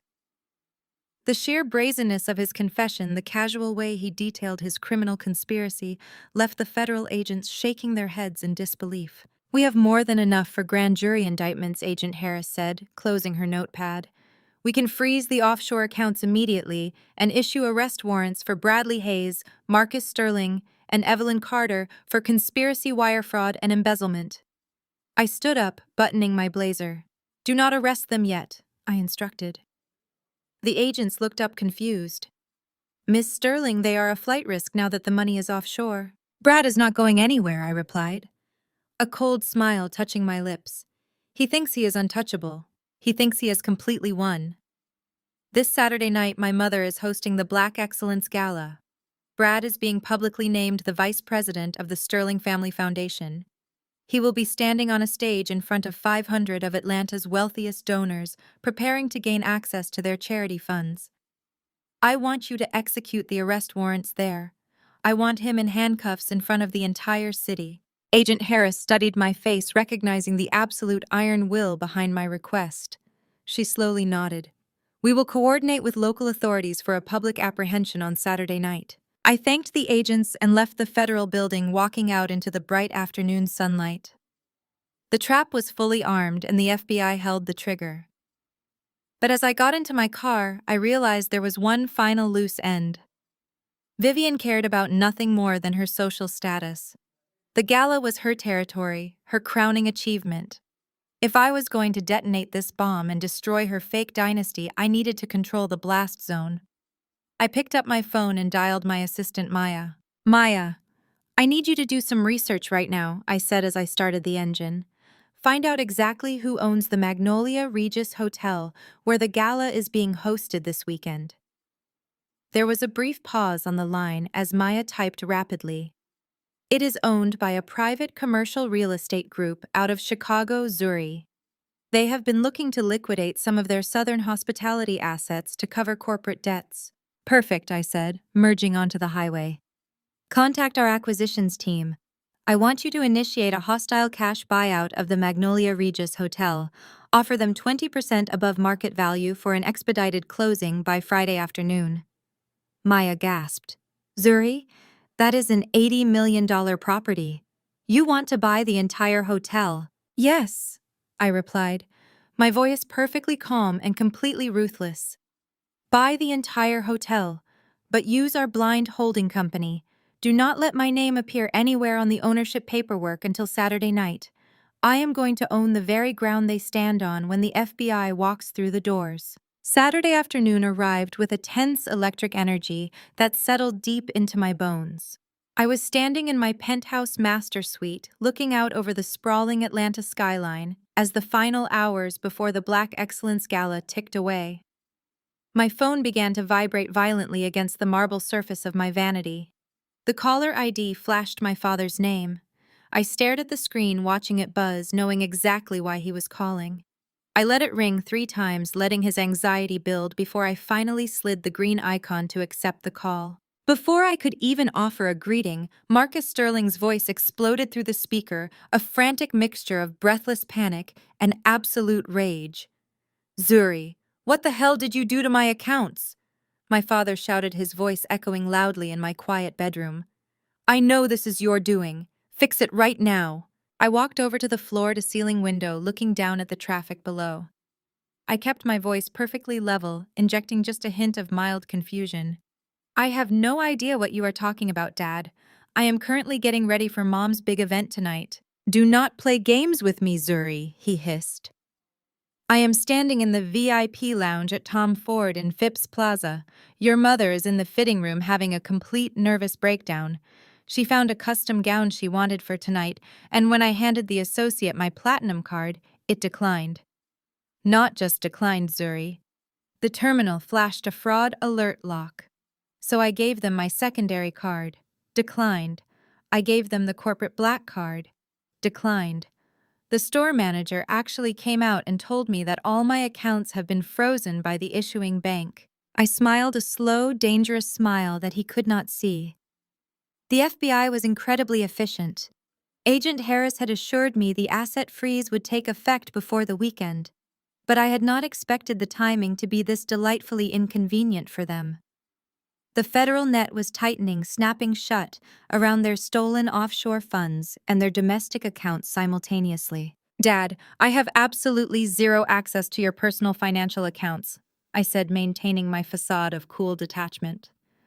I froze my own corporate ledger to stop Brad from stealing any more of my money. "Whatever is happening with your personal credit lines is strictly between you and First Heritage Bank." "That is a lie," Marcus snapped, his voice cracking with the strain of public humiliation. "Evelyn handles all of my accounts and she is not returning my calls. You went into her office and threatened her. You used your ridiculous banking connections to flag my profile out of spite. The mayor's wife is in the shoe department right now, Zuri. Do you understand the level of embarrassment I am dealing with? I am Marcus Sterling. I do not get my cards declined like some common street hustler." The sheer delusion of his outrage was breathtaking. He was facing multiple federal felony charges for wire fraud and embezzlement, yet his primary concern was whether the mayor's wife heard a sales associate decline his credit card. His priorities were entirely dictated by vanity and ego. "I understand you are embarrassed, Dad," I said, letting a note of manufactured sympathy slip into my tone. "But I cannot unfreeze accounts I do not control. If Evelyn is not answering, it is probably just a weekend security glitch. Large transactions often get flagged on Saturdays." "I do not care about security glitches," he growled, desperation bleeding through his anger. "I need liquid cash right now. I have vendors to tip tonight. I have a major donation pledge I promised to make during Brad's keynote speech to kick off his new position at the foundation. If my cards are locked, I will be a laughingstock in front of the entire executive board." It was the perfect opening. He was handing me the exact leverage I needed to ensure he walked right into the center of the blast zone tonight without a single suspicion. "Look, Dad, I do not want Mom's big night to be ruined by a banking error," I said, keeping my voice soft and accommodating. "Family is family, right? That is what Mom told me on the phone. I know we have had our disagreements this week, but I am willing to help you out until the bank clears this up on Monday." The line went silent for a fraction of a second as his greed immediately overpowered his rage. "You are?" he asked cautiously. "Yes," I replied. "I can have my accountant cut a certified cashier's check from my private trust. $100,000. I will bring it with me to the gala tonight. You can use it to cover whatever pledges you need to make, and we can sort out the rest next week when your accounts are unfrozen. The psychological shift over the phone was instantaneous. The panic completely evaporated, replaced by a thick, suffocating layer of smug superiority. Marcus did not question why the daughter he had just defrauded was suddenly offering him a six-figure lifeline. He did not possess the self-awareness to realize he was walking into a trap. His narcissism simply processed my offer as a profound personal victory. He genuinely believed that his authority had finally broken my spirit and forced me back into submission. I knew you would eventually come to your senses, Zuri, my father said, his voice dripping with condescension. You are finally acting like a true sterling. Your mother will be very pleased to hear that you are cooperating. This is exactly why Brad is stepping up tonight. He understands how to navigate high-level finance without getting overly emotional. Bring the check directly to our VIP table before the speeches begin. Do not be late. He hung up the phone without a single word of gratitude. I lowered the phone and let out a long, slow breath. They were so blinded by their own greed and their desperate need to maintain their social standing that they could not see the massive guillotine hovering right above their heads. They thought I was surrendering. They thought I was paying a toll to remain in their good graces. They had absolutely no idea that the check I was bringing them was nothing more than bait to keep them securely pinned to their seats when the federal agents breached the ballroom doors. A soft knock interrupted my thoughts. My stylist, an incredibly talented woman named Elena, slipped into the suite holding a heavy garment bag. She unzipped it carefully, revealing the gown we had selected specifically for this evening. It was not a dress designed to blend into the background. It was a statement of absolute, undeniable power. I slipped into the gown, letting the heavy midnight blue silk cascade down my body. The tailoring was flawless, featuring sharp architectural lines that hugged my silhouette before flowing into a dramatic sweeping train. The deep sapphire color was regal, standing in stark contrast to the loud, flashy pastels Chloe always favored. It was a dress meant for someone who owned the room, not someone begging for a seat inside it. Elena stepped back, her hands clasped together in silent admiration. "It is perfect, Zuri," she whispered. "You look like royalty." There was only one detail missing. I walked over to my velvet chaise lounge, where a small antique wooden lockbox sat waiting. Rosa, my grandmother's housekeeper, had delivered it to my penthouse earlier that morning, with strict instructions from Estelle. I unlatched the brass clasp and opened the lid. Resting on a bed of dark satin was the legendary sterling diamond collection. It was a breathtaking collar necklace crafted from brilliant cut diamonds, paired with matching chandelier earrings. These were not pieces bought at a modern boutique. They were generational heirlooms acquired by my grandfather decades ago. Vivian had spent the last 20 years begging Estelle to let her wear them to high society events, but my grandmother had always refused, claiming the diamonds were reserved for the true heir of the sterling legacy. Vivian had been furious for years, convinced that Estelle was just being spiteful. By wearing them tonight, I was sending a message that my mother would understand the second I walked into the ballroom. I was not just wearing expensive jewelry, I was publicly displaying the transfer of power. I was announcing to the entire city that the Sterling Empire belonged to me. I fastened the heavy diamond collar around my neck, the cool stones resting perfectly against my collarbone. I put the matching earrings in place and stepped back to look at my full reflection in the floor-to-ceiling mirror. The woman looking back at me was untouchable. The pain of my family's betrayal had been completely burned away, leaving only a sharp, glittering resolve. I picked up my phone and dialed my assistant, Maya. "Is everything confirmed?" I asked. Maya's voice came through crisp and professional. "The hostile acquisition of the Magnolia Regis Hotel was finalized 30 minutes ago, Zuri. The wire transfer cleared and the commercial deeds have been officially recorded under your blind holding company. You are now the sole owner of the property. The hotel management team has been notified of the ownership change, but per your strict instructions, your identity remains entirely anonymous to the public and the event staff until tonight." "And the federal agents?" I pressed. "Agent Harris confirmed her team is in position," Maya replied. They are wearing black tie attire and have already blended in with the event security staff. They are waiting for your signal. Thank you, Maya, I said. Take the rest of the weekend off. You have earned it. I ended the call and slipped the phone into my clutch alongside the silver USB drive and a crisp, certified check for $100,000 made out to Marcus Sterling. I grabbed my evening coat and walked toward the heavy oak doors of my penthouse suite, perfectly prepared to burn my family's fake dynasty straight to the ground. Let the show begin. The valet at the Magnolia Regis Hotel took the keys to my Porsche with a crisp nod. Flashbulbs from local society photographers illuminated the grand entrance, capturing the arrival of Atlanta's elite. I glided past the velvet ropes, the heavy midnight blue silk of my gown trailing perfectly behind me. If this were a film, the camera would execute a flawless tracking shot, following the sharp, confident click of my heels across the imported Italian marble of the grand foyer. I could feel the collective weight of 100 stares turning in my direction. The sterling diamond collar caught the ambient light of the crystal chandeliers, throwing brilliant, blinding prisms across the walls. I handed my evening coat to a bewildered attendant and stepped through the gilded double doors into the main ballroom. The space was a sea of custom tuxedos and expensive evening gowns. A jazz quartet played softly over the low hum of clinking champagne flutes and wealthy networking. Before I could even make it down the center aisle, a manicured hand clamped down hard on my forearm. My mother materialized out of the crowd. Vivian was wearing an aggressively sequined emerald gown, her face pulled into a tight, furious mask. Her eyes darted frantically from my face down to my collarbone. The color instantly drained from her cheeks as she recognized the legendary heirloom diamonds resting against my skin. "Where did you get those?"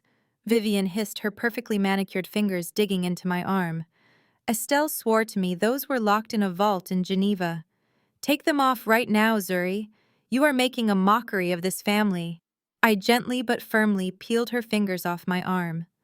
"Good evening to you too, Mom. I think they pair perfectly with the silk, do you not agree?" Vivian's chest heaved as she struggled to maintain her public composure. She glanced over her shoulder, plastering a fake smile onto her face for a passing city councilman before turning her venomous glare back to me. "I do not have time for your insolent games tonight, Zuri. Give me the cashier's check. Your father is pacing a hole in the green room waiting for it. Once you hand it over, you will walk straight to the back of the room. Table 42 is right next to the kitchen service doors. That is your designated spot. Sit down, keep your mouth shut, and let the adults handle the business of running this foundation." I offered her a serene, unbothered smile. I tapped the clasp of my clutch. "The check stays with me until Dad finishes his duties for the evening. And as for my seating arrangement, I think I will pass on the service hallway. I prefer a much better view of the stage." Before Vivian could utter another threat, I stepped around her and continued my march down the center aisle. I did not rush.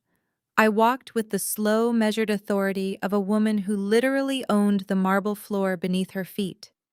I passed tables of minor politicians, local celebrities, and mid-tier donors.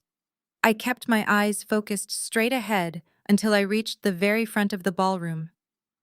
Table number 1, the Sterling Foundation Executive VIP table. I pulled out the center chair, the one holding a gold-embossed place card with my father's name on it, and sat down. I barely had time to cross my legs before a shrill voice pierced the sophisticated hum of the room. "What exactly do you think you are doing?" Chloe stood on the opposite side of the table, wearing an atrocious pastel pink tulle gown that looked like an exploded cupcake. Brad stood right beside her, adjusting the lapels of his rented tuxedo.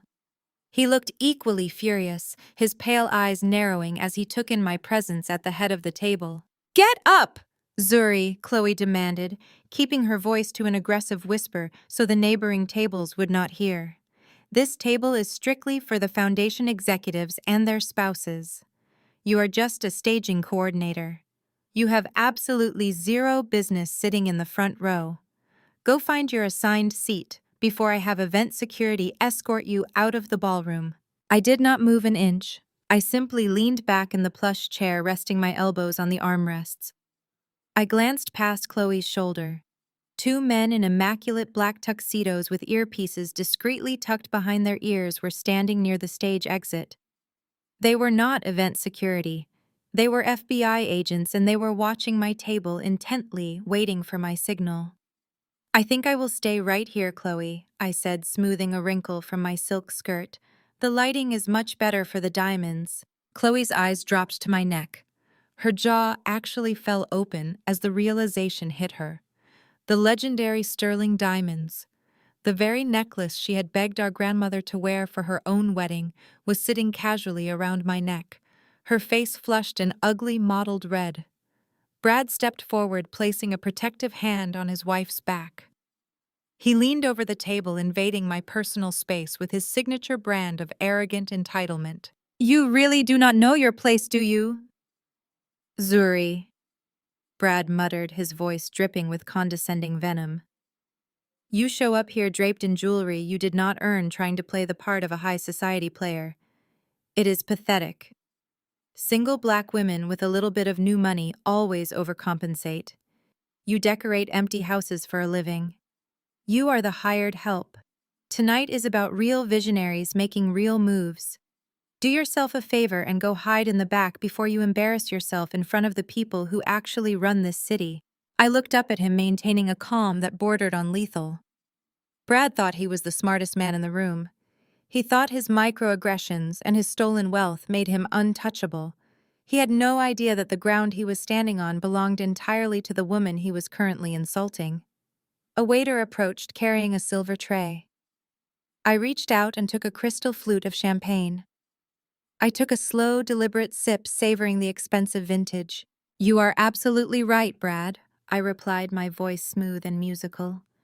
"Tonight is all about watching real players make real moves. I cannot wait to see how your keynote speech ends. I have a feeling it is going to be unforgettable." Brad sneered, opening his mouth to deliver another insult, but the grand crystal chandeliers above us suddenly dimmed. A hush fell over the massive ballroom as a single bright spotlight illuminated the main stage.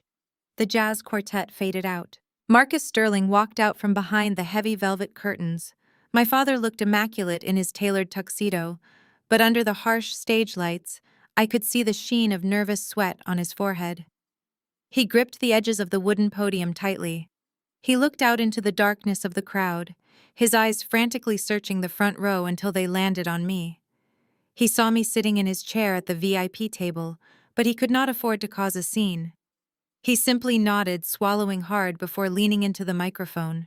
"Ladies and gentlemen," Marcus began, his voice echoing richly through the sound system, "thank you all for joining us tonight to celebrate the Black Excellence Gala. For 20 years, the Sterling Family Foundation has been dedicated to empowering our community and securing generational wealth for the future." The crowd erupted into polite, sophisticated applause. Marcus offered a practiced smile, waiting for the noise to die down before continuing. "But true wealth requires innovation," Marcus said, his voice rising with theatrical passion. "It requires vision. It requires stepping outside of our comfort zones and trusting the brilliant minds of the next generation. That is why tonight I am not just introducing a new vice president to the foundation. I am announcing a historic partnership." Chloe squeezed Brad's arm, vibrating with sheer excitement. Brad puffed out his chest, preparing for his grand ascension. "Bradley Hayes is a pioneer in the technology sector," Marcus declared, pointing toward our table. "He has brought an unparalleled level of sophistication and strategic growth to this family.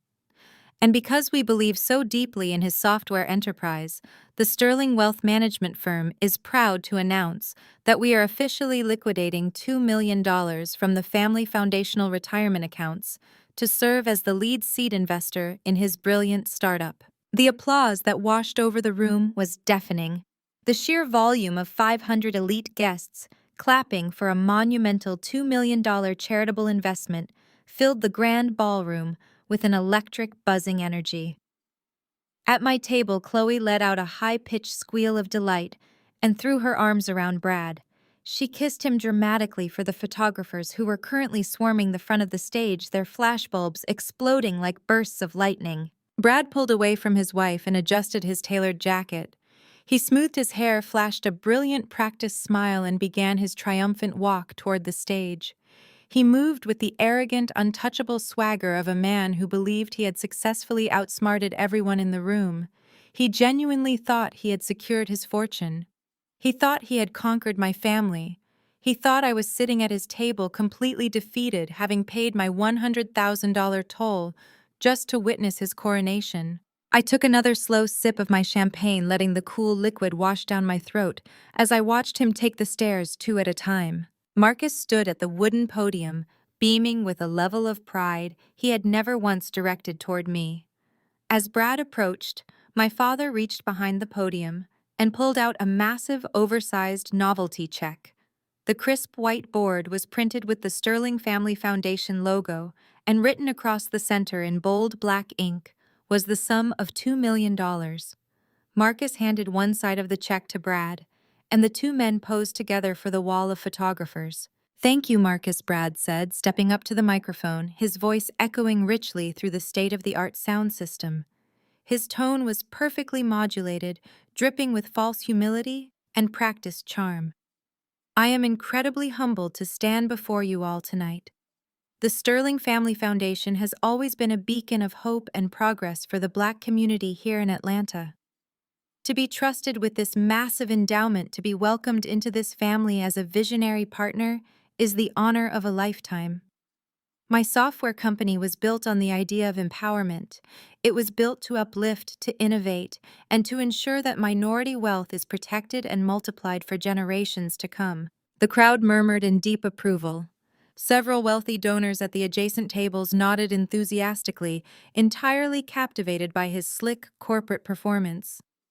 "We are going to disrupt the financial sector," Brad continued, projecting his voice to the back of the room. "We are going to take the capital in this room and use it to build an unbreakable dynasty. I have prepared a short presentation to show you exactly how our artificial intelligence platform is going to change the world." He gestured expansively toward the massive digital projection screens suspended above the stage. The grand crystal chandeliers hanging from the ceiling automatically dimmed, casting the ballroom into an expectant theatrical darkness. The audience settled into their seats, turning their attention upward. I set my empty champagne flute down on the crisp white tablecloth. I slowly turned my head toward the elevated audio-visual booth located at the back of the ballroom. The lead sound technician, a man I had very generously compensated earlier that afternoon, was already looking in my direction. I gave him a single sharp nod. The digital projection screens above the stage flickered to life. But instead of a slick corporate video showing wireframes and data charts, the screens simply turned a solid, blinding white.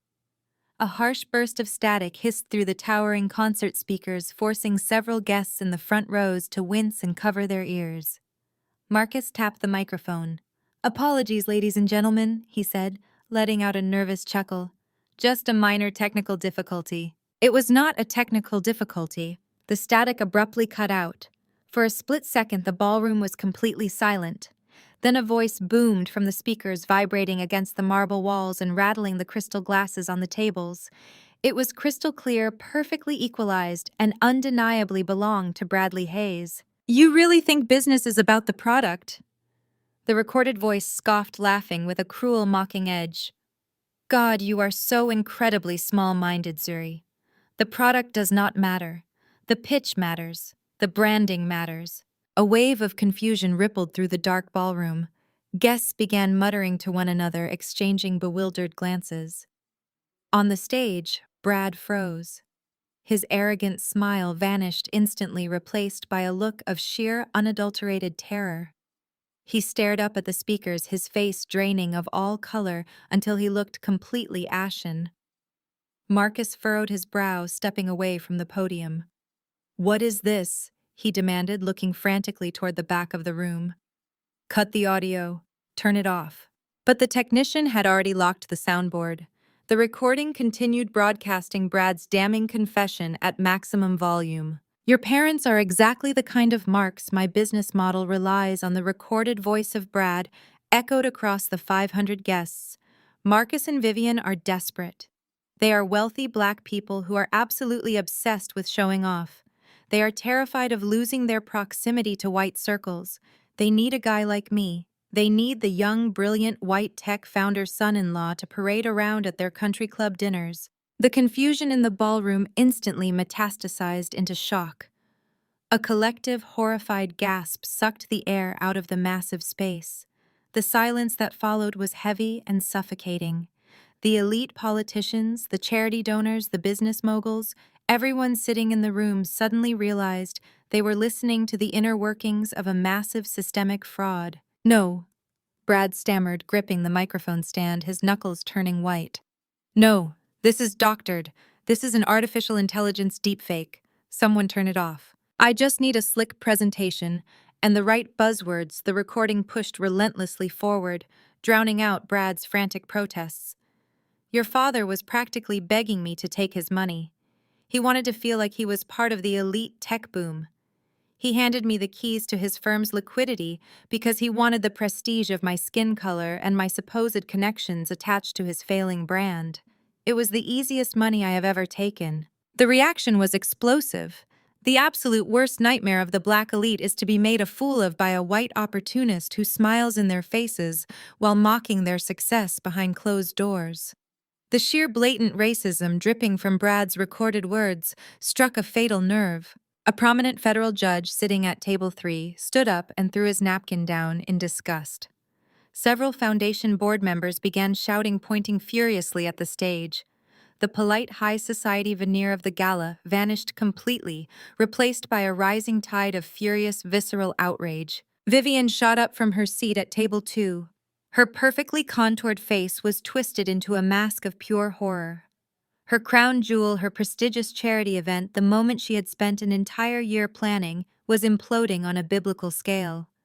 The social standing she prized above her own children was currently being shredded in front of the entire city. "Cut the power!" Vivian shrieked at the top of her lungs, her voice cracking with hysteria. Her emerald gown flashed under the stage lights as she waved her arms frantically toward the audio booth.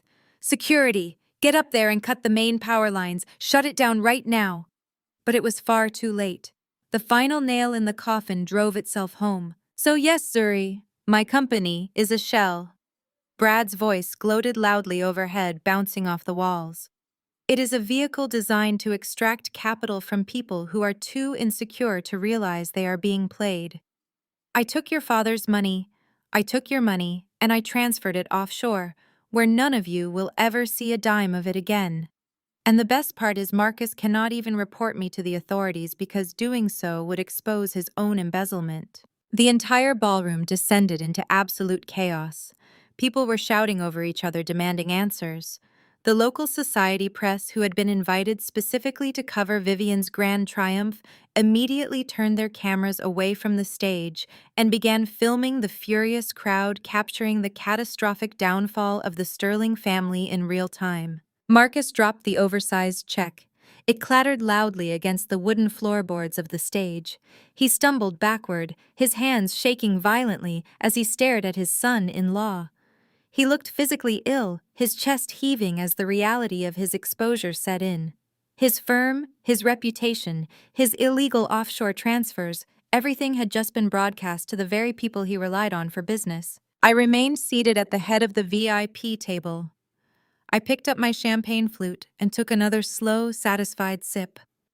I watched the destruction unfold with absolute emotional detachment. The fire I had started was burning exactly as I intended. Brad was hyperventilating. He looked out at the furious, screaming crowd, and then his eyes locked onto the main ballroom doors. He saw them. The two men in immaculate black tuxedos with earpieces tucked behind their ears were no longer standing still. The FBI agents were pushing through the angry crowd, moving directly toward the stage with undeniable, purposeful authority. 3 more agents materialized from the side exits, cutting off any possible escape route. Brad's survival instinct kicked in, overriding whatever tiny shred of loyalty he possessed. He realized he was trapped. He realized he was about to be dragged out of the Magnolia Regis Hotel in handcuffs, facing decades in federal prison for wire fraud. The slick, arrogant mastermind vanished, leaving only a cowardly, terrified rat looking for a way out. He ripped the microphone from the podium stand. The feedback whined loudly, piercing through the shouting crowd. "Wait!" Brad screamed into the microphone, his voice pitching up in sheer terror. "Wait, listen to me. It was not my idea." He whipped his head around his eyes, scanning the VIP tables until he found his wife. Chloe was standing frozen in her pastel pink gown, her hands covering her mouth in shock. Brad pointed a shaking finger directly at her. "It was Chloe," Brad yelled into the microphone, throwing his wife to the wolves without a single second of hesitation.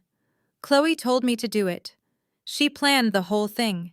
She said her parents were easy marks.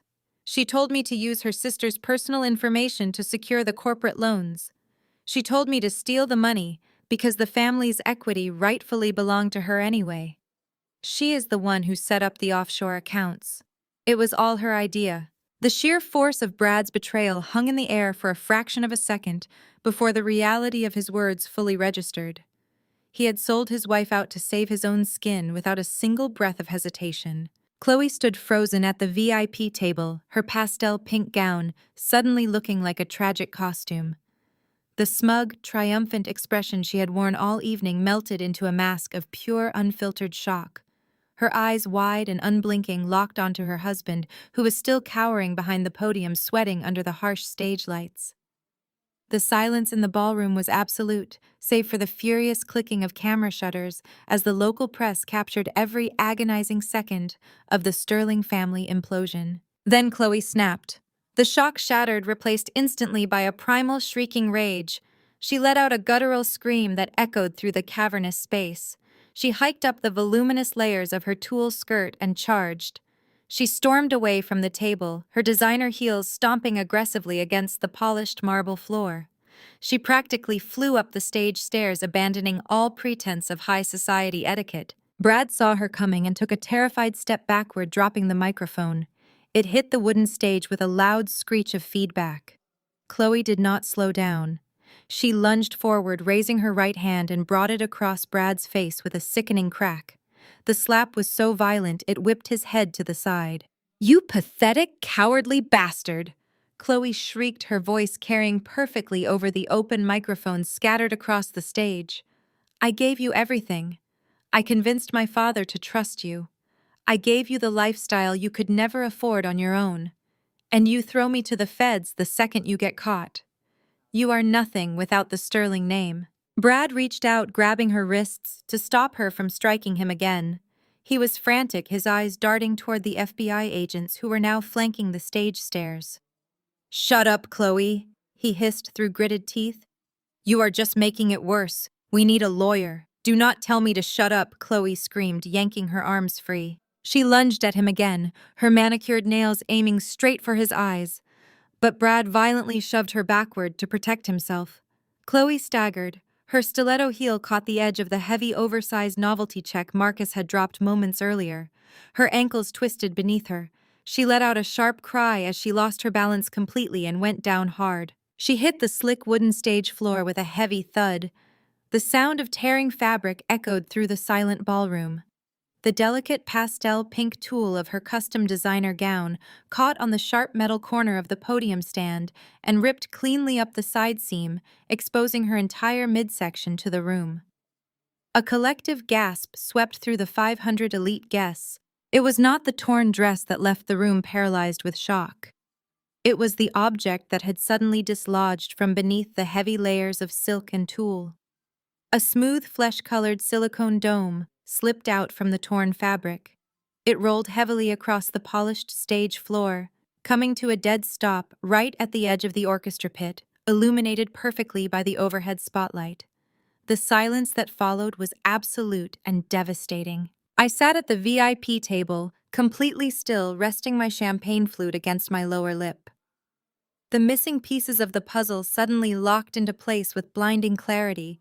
The rushed wedding, the sudden desperate demand for early access to the family trust funds, Brad's arrogant speech about building a legacy and a dynasty. Chloe had not just faked a business model with her husband. She had faked a pregnancy to secure her permanent position at the top of the Sterling Empire before I could uncover their financial crimes. The whispers began instantly. They started as low murmurs at the back tables and swelled into a chaotic, buzzing wave that swept across the entire ballroom. The mayor's wife covered her mouth in horror. Foundation board members shook their heads in utter disgust. The cameras flashed relentlessly, immortalizing the silicone prosthetic resting on the stage floor. Chloe scrambled frantically on her hands and knees, weeping hysterically. She lunged for the silicone pad, clutching it to her chest, and trying desperately to hide it under the torn shreds of her dress.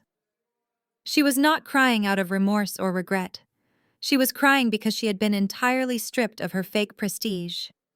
Her entire identity, her superiority, her carefully crafted image as the perfect Sterling daughter had been completely destroyed in front of the very people she considered her peers. Marcus remained frozen on the opposite side of the stage.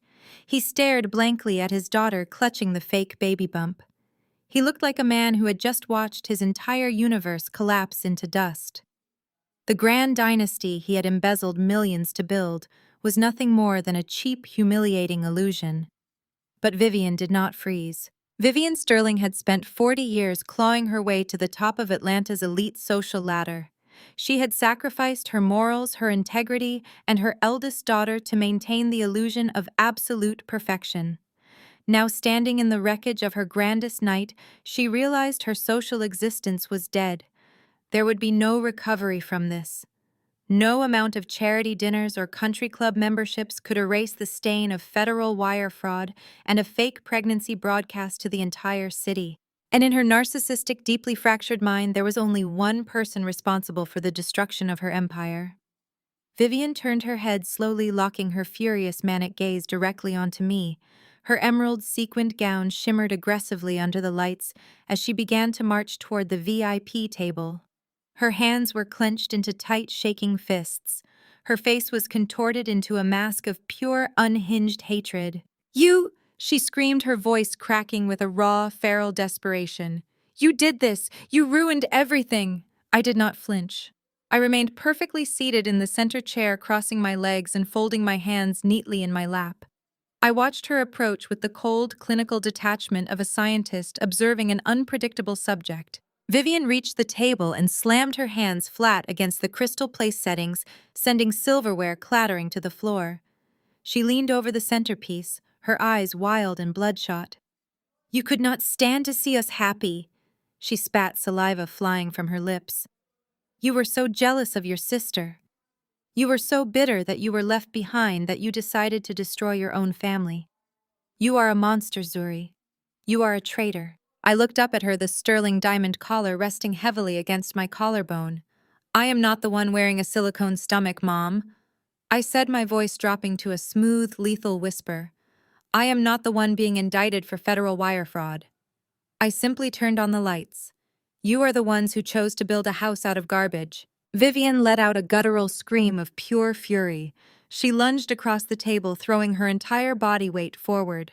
Her hands shot out her manicured claws, aiming directly for my face, intent on dragging me out of the chair by my hair. I did not even have time to blink before a blur of motion intercepted her. Two massive hands clamped down on Vivian's wrists, stopping her assault mid-air. A tall, broad-shouldered man in an immaculate black tuxedo stepped smoothly between the table and my mother. He effortlessly shoved Vivian backward, forcing her to stumble and catch her balance on the neighboring chair. "Security!" Vivian shrieked, regaining her footing and pointing a shaking finger directly at me. "Where is the event security? I want this woman thrown out immediately. She is trespassing. Post it out from here. She is a traitor. Get her out of my sight." Three more men in identical black tuxedos materialized from the shadows of the ballroom, moving with swift, tactical precision. But they did not flank me. They did not reach for my arms. Instead, they moved in perfect synchronization, stepping in front of the VIP table and forming a solid, impenetrable human barricade between my family and me. Vivian stared at them, her chest heaving with exertion, her eyes wide with total confusion. "What are you doing?" she demanded, her voice shrill and trembling. "I am the chairwoman of the Sterling Foundation. I am hosting this gala. I gave you a direct order to remove her from the premises." The tall, broad-shouldered man who had intercepted her attack adjusted the cuffs of his tuxedo jacket. He stood with a calm, authoritative posture, looking down at my mother with a mixture of professional courtesy and absolute indifference. He was the captain of the private security firm contracted by the commercial real estate group holding the property. "I am very sorry, Mrs. Sterling," the captain said, his voice carrying clearly over the frantic murmurs of the surrounding guests. "But you do not have the authority to issue security directives on this property." Vivian scoffed, taking an angry step forward. "I rented this entire ballroom for the weekend. I demand that you remove her right now." The captain did not move an inch. He crossed his arms over his chest, planting his feet firmly into the marble floor. "We only take operational directives from the legal owner of this establishment, ma'am," he replied, his tone perfectly even. Vivian frowned, her face twisting in utter bewilderment. "What are you talking about?" "The hotel management approved our security protocol weeks ago. The management team was relieved of their contractual authority at exactly 5 o'clock this afternoon," the captain stated, refusing to break eye contact with my mother. "The ownership of the Magnolia Regis Hotel changed hands in a private cash acquisition. The entire building, the grounds, and this ballroom now belong to a private holding company." The color completely drained from Vivian's face. She slowly turned her head, looking past the barricade of security guards to where I was sitting. She stared at the heavy diamond collar resting around my neck. She stared at the absolute unbothered calm radiating from my posture. The final devastating realization hit her with the force of a physical blow, causing her knees to visibly buckle. I stood up slowly, smoothing the heavy silk of my midnight blue gown. I stepped out from behind the table, walking right up to the line of security guards. I looked at my mother, watching the sheer panic consume the last remaining shreds of her ego. The captain turned slightly toward me, offering a crisp, respectful nod. "We are ready for your directive, Miss Sterling." I looked past my mother to the stage where Brad was currently being handcuffed by the federal agents, and Marcus was sitting on the wooden floorboards, clutching his chest in shock. I looked at Chloe, who was still weeping over her torn dress and her fake silicone pregnancy. Then I looked directly into Vivian's terrified, tear-filled eyes. "This charity event is officially canceled," I announced, my voice ringing with cold, absolute authority. "The FBI needs the stage to process their arrests, and I have zero tolerance for violence on my property. Captain, please escort my parents and my sister to the service exit by the kitchen doors. They are officially trespassing." The captain nodded, signaling to his team. "Understood, Miss Sterling." Vivian opened her mouth to scream, to protest, to beg, but the security guards were already moving forward, taking her firmly by the arms and dragging her away from the table. The reign of the Sterling family was permanently over, and I was the one holding the keys to the kingdom. The heavy oak doors of the ballroom had barely swung shut behind my screaming mother when a new voice shattered the momentary lull. "You cannot do this to me." Marcus had scrambled to his feet on the stage. His immaculate tuxedo was rumpled, his tie askew. He gripped the edges of the wooden podium, leaning forward with a wild, desperate look in his eyes. The room seemed to physically tilt around him, the grand illusion of his absolute authority collapsing into a disorienting, chaotic mess. "I am your father, Zuri!" Marcus roared, his voice cracking under the strain. "I am the head of the Sterling family. I control the foundation. I control the trust funds. You think buying a hotel gives you power over me? I will freeze every single asset you possess. I will tie you up in litigation until you are begging for a job fetching my coffee. You own nothing without my signature." I did not need to answer him. The response came from the very back of the ballroom. The main double doors flew open with a resounding crash that echoed off the marble pillars. The remaining guests turned as one, their collective breath catching in their throats. Grandmother Estelle stood in the entryway. She was 82 years old, but she stood as straight and formidable as a steel column. She wore a pristine silver pantsuit, her legendary posture radiating an untouchable, terrifying authority. Flanking her on either side were two more federal agents, their gold badges clearly visible on their belts. Marcus stopped mid-rant. The blood instantly drained from his face, leaving him looking like a hollowed-out ghost. He backed away from the podium, his hands trembling violently. Estelle did not rush. She walked down the center aisle with the slow, measured gait of an executioner. The sea of elite guests parted for her, instantly lowering their heads in absolute deference to the true matriarch of the Sterling Empire. She reached the front of the stage and held out her hand. One of the FBI agents stepped forward and handed her a wireless microphone. Estelle looked up at her son. Her gaze was devoid of any maternal warmth. It was filled only with lethal, finalized judgment. "Marcus, you no longer run the family company," Estelle declared, her voice echoing like thunder across the silent ballroom. "You do not control the foundation. You do not control the trust funds. I transferred complete and total operational control of the Sterling Enterprise to Zuri at 8 o'clock this morning." "Mom, please," Marcus choked out, dropping to his knees on the edge of the stage. "You do not understand. It was a business strategy." "Do not dare speak to me about business," Estelle snapped, her voice cracking like a whip. "You and your greedy wife stole my money. You siphoned capital from my personal accounts to fund your pathetic social climbing, and then you forged your own daughter's signature to cover your tracks. You allowed that parasite Brad to infiltrate this family and loot our foundation. Your arrogance ends here, Marcus. Tonight." Estelle turned her head, giving a single sharp nod to the agent standing behind her. The FBI agents moved with swift, tactical precision. They marched up the stage stairs, bypassing the sobbing Chloe, and grabbed Brad by the arms, yanking him to his feet. The sharp, metallic click of handcuffs snapping around Brad's wrists echoed loudly through the sound system. Two more agents stepped onto the stage and approached my father. Marcus Sterling, the man who had demanded my absolute obedience for 30 years, wept openly as they pulled his arms behind his back. Marcus Sterling and Bradley Hayes, the lead agent, announced, his voice carrying clear across the shocked crowd.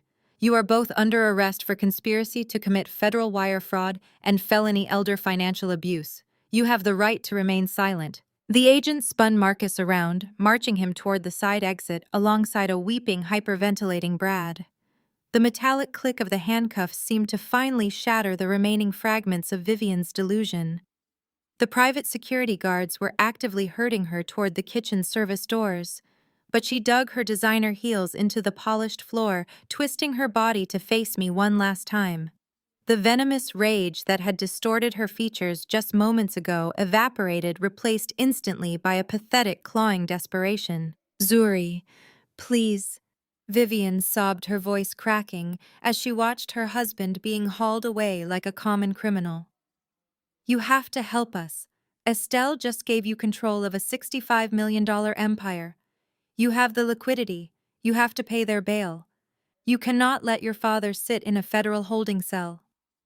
We are your family. Whatever our disagreements, blood is blood." I took a slow, deliberate step up onto the elevated edge of the stage floor, forcing my mother to crane her neck to look up at me. I looked down at the woman who had spent my entire life trying to make me feel small, invisible, and unworthy. There was no sadness left in my heart. There was no lingering, childish desire for her approval. There was only the cold, sharp certainty of absolute justice. "You used to tell your high society friends that I was nothing more than a glorified house cleaner," I said, my voice projecting with a quiet, lethal calm that instantly silenced her frantic pleading. "You were absolutely right, Vivian. I am exceptional at cleaning up messes. And tonight I am permanently scrubbing the biggest pieces of trash out of my life." I reached into my silk evening clutch and pulled out the heavy keyring holding the keys to the Porsche she had proudly flaunted all evening. I held them suspended in the air for a fraction of a second, letting her eyes track the gleaming metal before dropping them. They hit the marble floor with a sharp, dismissive clatter. "Do not worry about the valet," I told her, my tone flat and entirely unbothered. "Tomorrow morning, I am donating that car to a local women's shelter to be auctioned off. And as for your immediate future, I strongly suggest you start packing. You have exactly 30 days to clear your designer belongings out of the Buckhead mansion. I purchased the defaulted bank debt on that property this morning, and your formal eviction notice will be taped to the front door by sunrise." 6 months later, the warm morning sun reflected off the pristine surface of the lake, casting brilliant golden light across the expansive stone balcony of my new waterfront estate. I leaned back into the plush cushions of my lounge chair, taking a slow, peaceful sip of Earl Grey tea. The suffocating weight that had pressed down on my chest for over 30 years was completely gone. In its place was a radiant, undeniable freedom. The fallout from the Magnolia Regis Gala had been swift and absolutely merciless. Marcus was convicted and sentenced to 5 years in federal prison, his precious high society reputation reduced to a shameful cautionary tale. Brad faced an even harsher reality. Following his stint behind bars, his felony conviction triggered immediate deportation.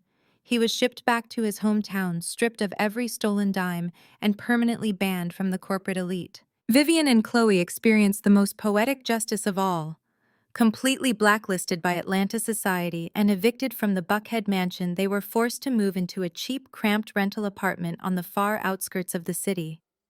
The last update I received mentioned that Chloe was now working as a cashier at a local discount supermarket, spending her days ringing up groceries instead of parading around in stolen designer gowns. I never looked back.